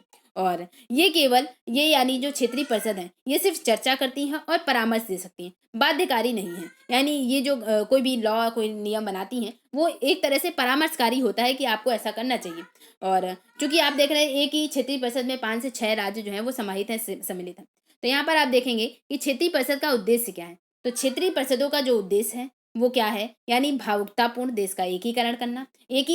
यानी पूरे भारत को आपने देखा सिर्फ 5 क्षेत्रीय परिषदों में बांटा गया, और उन सब का यानी उन 5 क्षेत्रीय परिषदों का एक ही अध्यक्ष बनाया गया, केंद्रीय गृह मंत्री। और इसलिए यानी एक तरह से इसमें क्या है, एकीकरण को प्राप्त करने का प्रयास किया गया, भावुकतापूर्ण देश का एकीकरण प्राप्त करना, राज्य भावना, क्षेत्रवाद, भाषाई तथा विशेषतावाद के विकास को रोकने में सहायता करना, यानी भेदभाव को समाप्त करना, विभाजन के बाद के प्रभावों को दूर करना, पुनर्गठन, एकीकरण और आर्थिक विकास की प्रक्रिया एक साथ चल सके, इसलिए इन्हें सिर्फ 5 क्षेत्रीय परिषदों में बांट दिया गया। इसके अलावा एक दूसरे की सहायता करने में जो राज्य हैं, जो इंटर स्टेट है एक दूसरे से संबंधित, तो यहाँ पर सामाजिक आर्थिक विषयों में एक दूसरे की सहायता करें, समान नीतियों के विकास के लिए विचार और अनुभव के आदान प्रदान में सक्षम बनाएं, मुख्य विकास योजनाओं के सफल और तीव्र क्रियान्वयन के लिए एक दूसरे की सहायता करें। ये है इनका लक्ष्य क्षेत्रीय परिषदों का। इसके अलावा आपने देखा पूर्वोत्तर क्षेत्रीय परिषद। तो पूर्वोत्तर क्षेत्रीय परिषद में कौन कौन से रीजन शामिल थे, तो मैंने आपको डिस्कस कर दिया कि पूर्वोत्तर में 7 सिस्टर और एक 8वां जो है वो सिक्किम। यानी पूर्वोत्तर क्षेत्रीय परिषद जो है एक अलग संसदीय अधिनियम है, यानी पूर्वोत्तर परिषद का गठन एक अलग संसदीय अधिनियम पूर्वोत्तर परिषद अधिनियम के नाम से किया गया। और कब किया गया पूर्वोत्तर परिषद अधिनियम का गठन, 1971। यानी आपने देखा क्षेत्रीय परिषद जो थी भारत के संदर्भ में वो 1956 में उनका गठन, और यहाँ पर जो पूर्वोत्तर परिषद है उसका गठन 1971 में हुआ। और कौन कौन से रीजन इसमें शामिल होते हैं, तो 7 सिस्टर, असम, मणिपुर, मिजोरम, अरुणाचल प्रदेश, नागालैंड, मेघालय, त्रिपुरा, और इसके अलावा सिक्किम जो है लास्ट में जुड़ा है। तो यहाँ पर आप देखेंगे कि इसके कार्य क्या होते हैं, पूर्वोत्तर परिषद के कार्य क्या होते हैं। इसीलिए मैंने आपको जो है मैप से समझाने की कोशिश की कि ताकि चीजें आपके माइंड में वो सेट हो जाए पूरी तरह से। तो यहाँ पर आप देखेंगे कि इसके कार्य कुछ अतिरिक्त कार्यों को सहित है, वही हैं जो क्षेत्रीय परिषदों के, यानी इसका भी कार्य जो क्षेत्रीय परिषद का कार्य है वही कार्य इसका भी है। तो पूर्वोत्तर में एक अलग, क्योंकि वहां पर अलग भाषा है, अलग एक तरह से जनजातियां ज्यादा हैं, तो उसलिए उसके लिए एक अलग क्षेत्रीय परिषद का गठन कर दिया गया है। और इसका कार्य भी एक तरह से क्षेत्रीय परिषद के समान ही है, और इसमें साझे महत्व के विषय सम्मिलित होते हैं, और समय समय पर जो सदस्य हैं वो राज्यों द्वारा क्षेत्र में सुरक्षा, सार्वजनिक व्यवस्था के रखरखाव के लिए उठाए गए कदमों की समीक्षा करनी होती है। यानी यहाँ पर समय समय पर जो सदस्य राज्य जो भी एक क्षेत्रीय परिषद में मान लिया 5 से 6 राज्य जो समाहित हैं, तो सदस्य राज्यों द्वारा क्षेत्र में जो भी सुरक्षा, सार्वजनिक व्यवस्था के रखरखाव के लिए जो भी कदम हैं उठाए गए हैं, उनकी समीक्षा करना होता है। और इसका कार्य एक जो क्षेत्रीय परिषद, जो क्षेत्रीय योजना बनाई जाती है, इसके लिए क्षेत्रीय परिषदों के लिए एक एकीकृत और समन्वित क्षेत्रीय योजना बनाती है।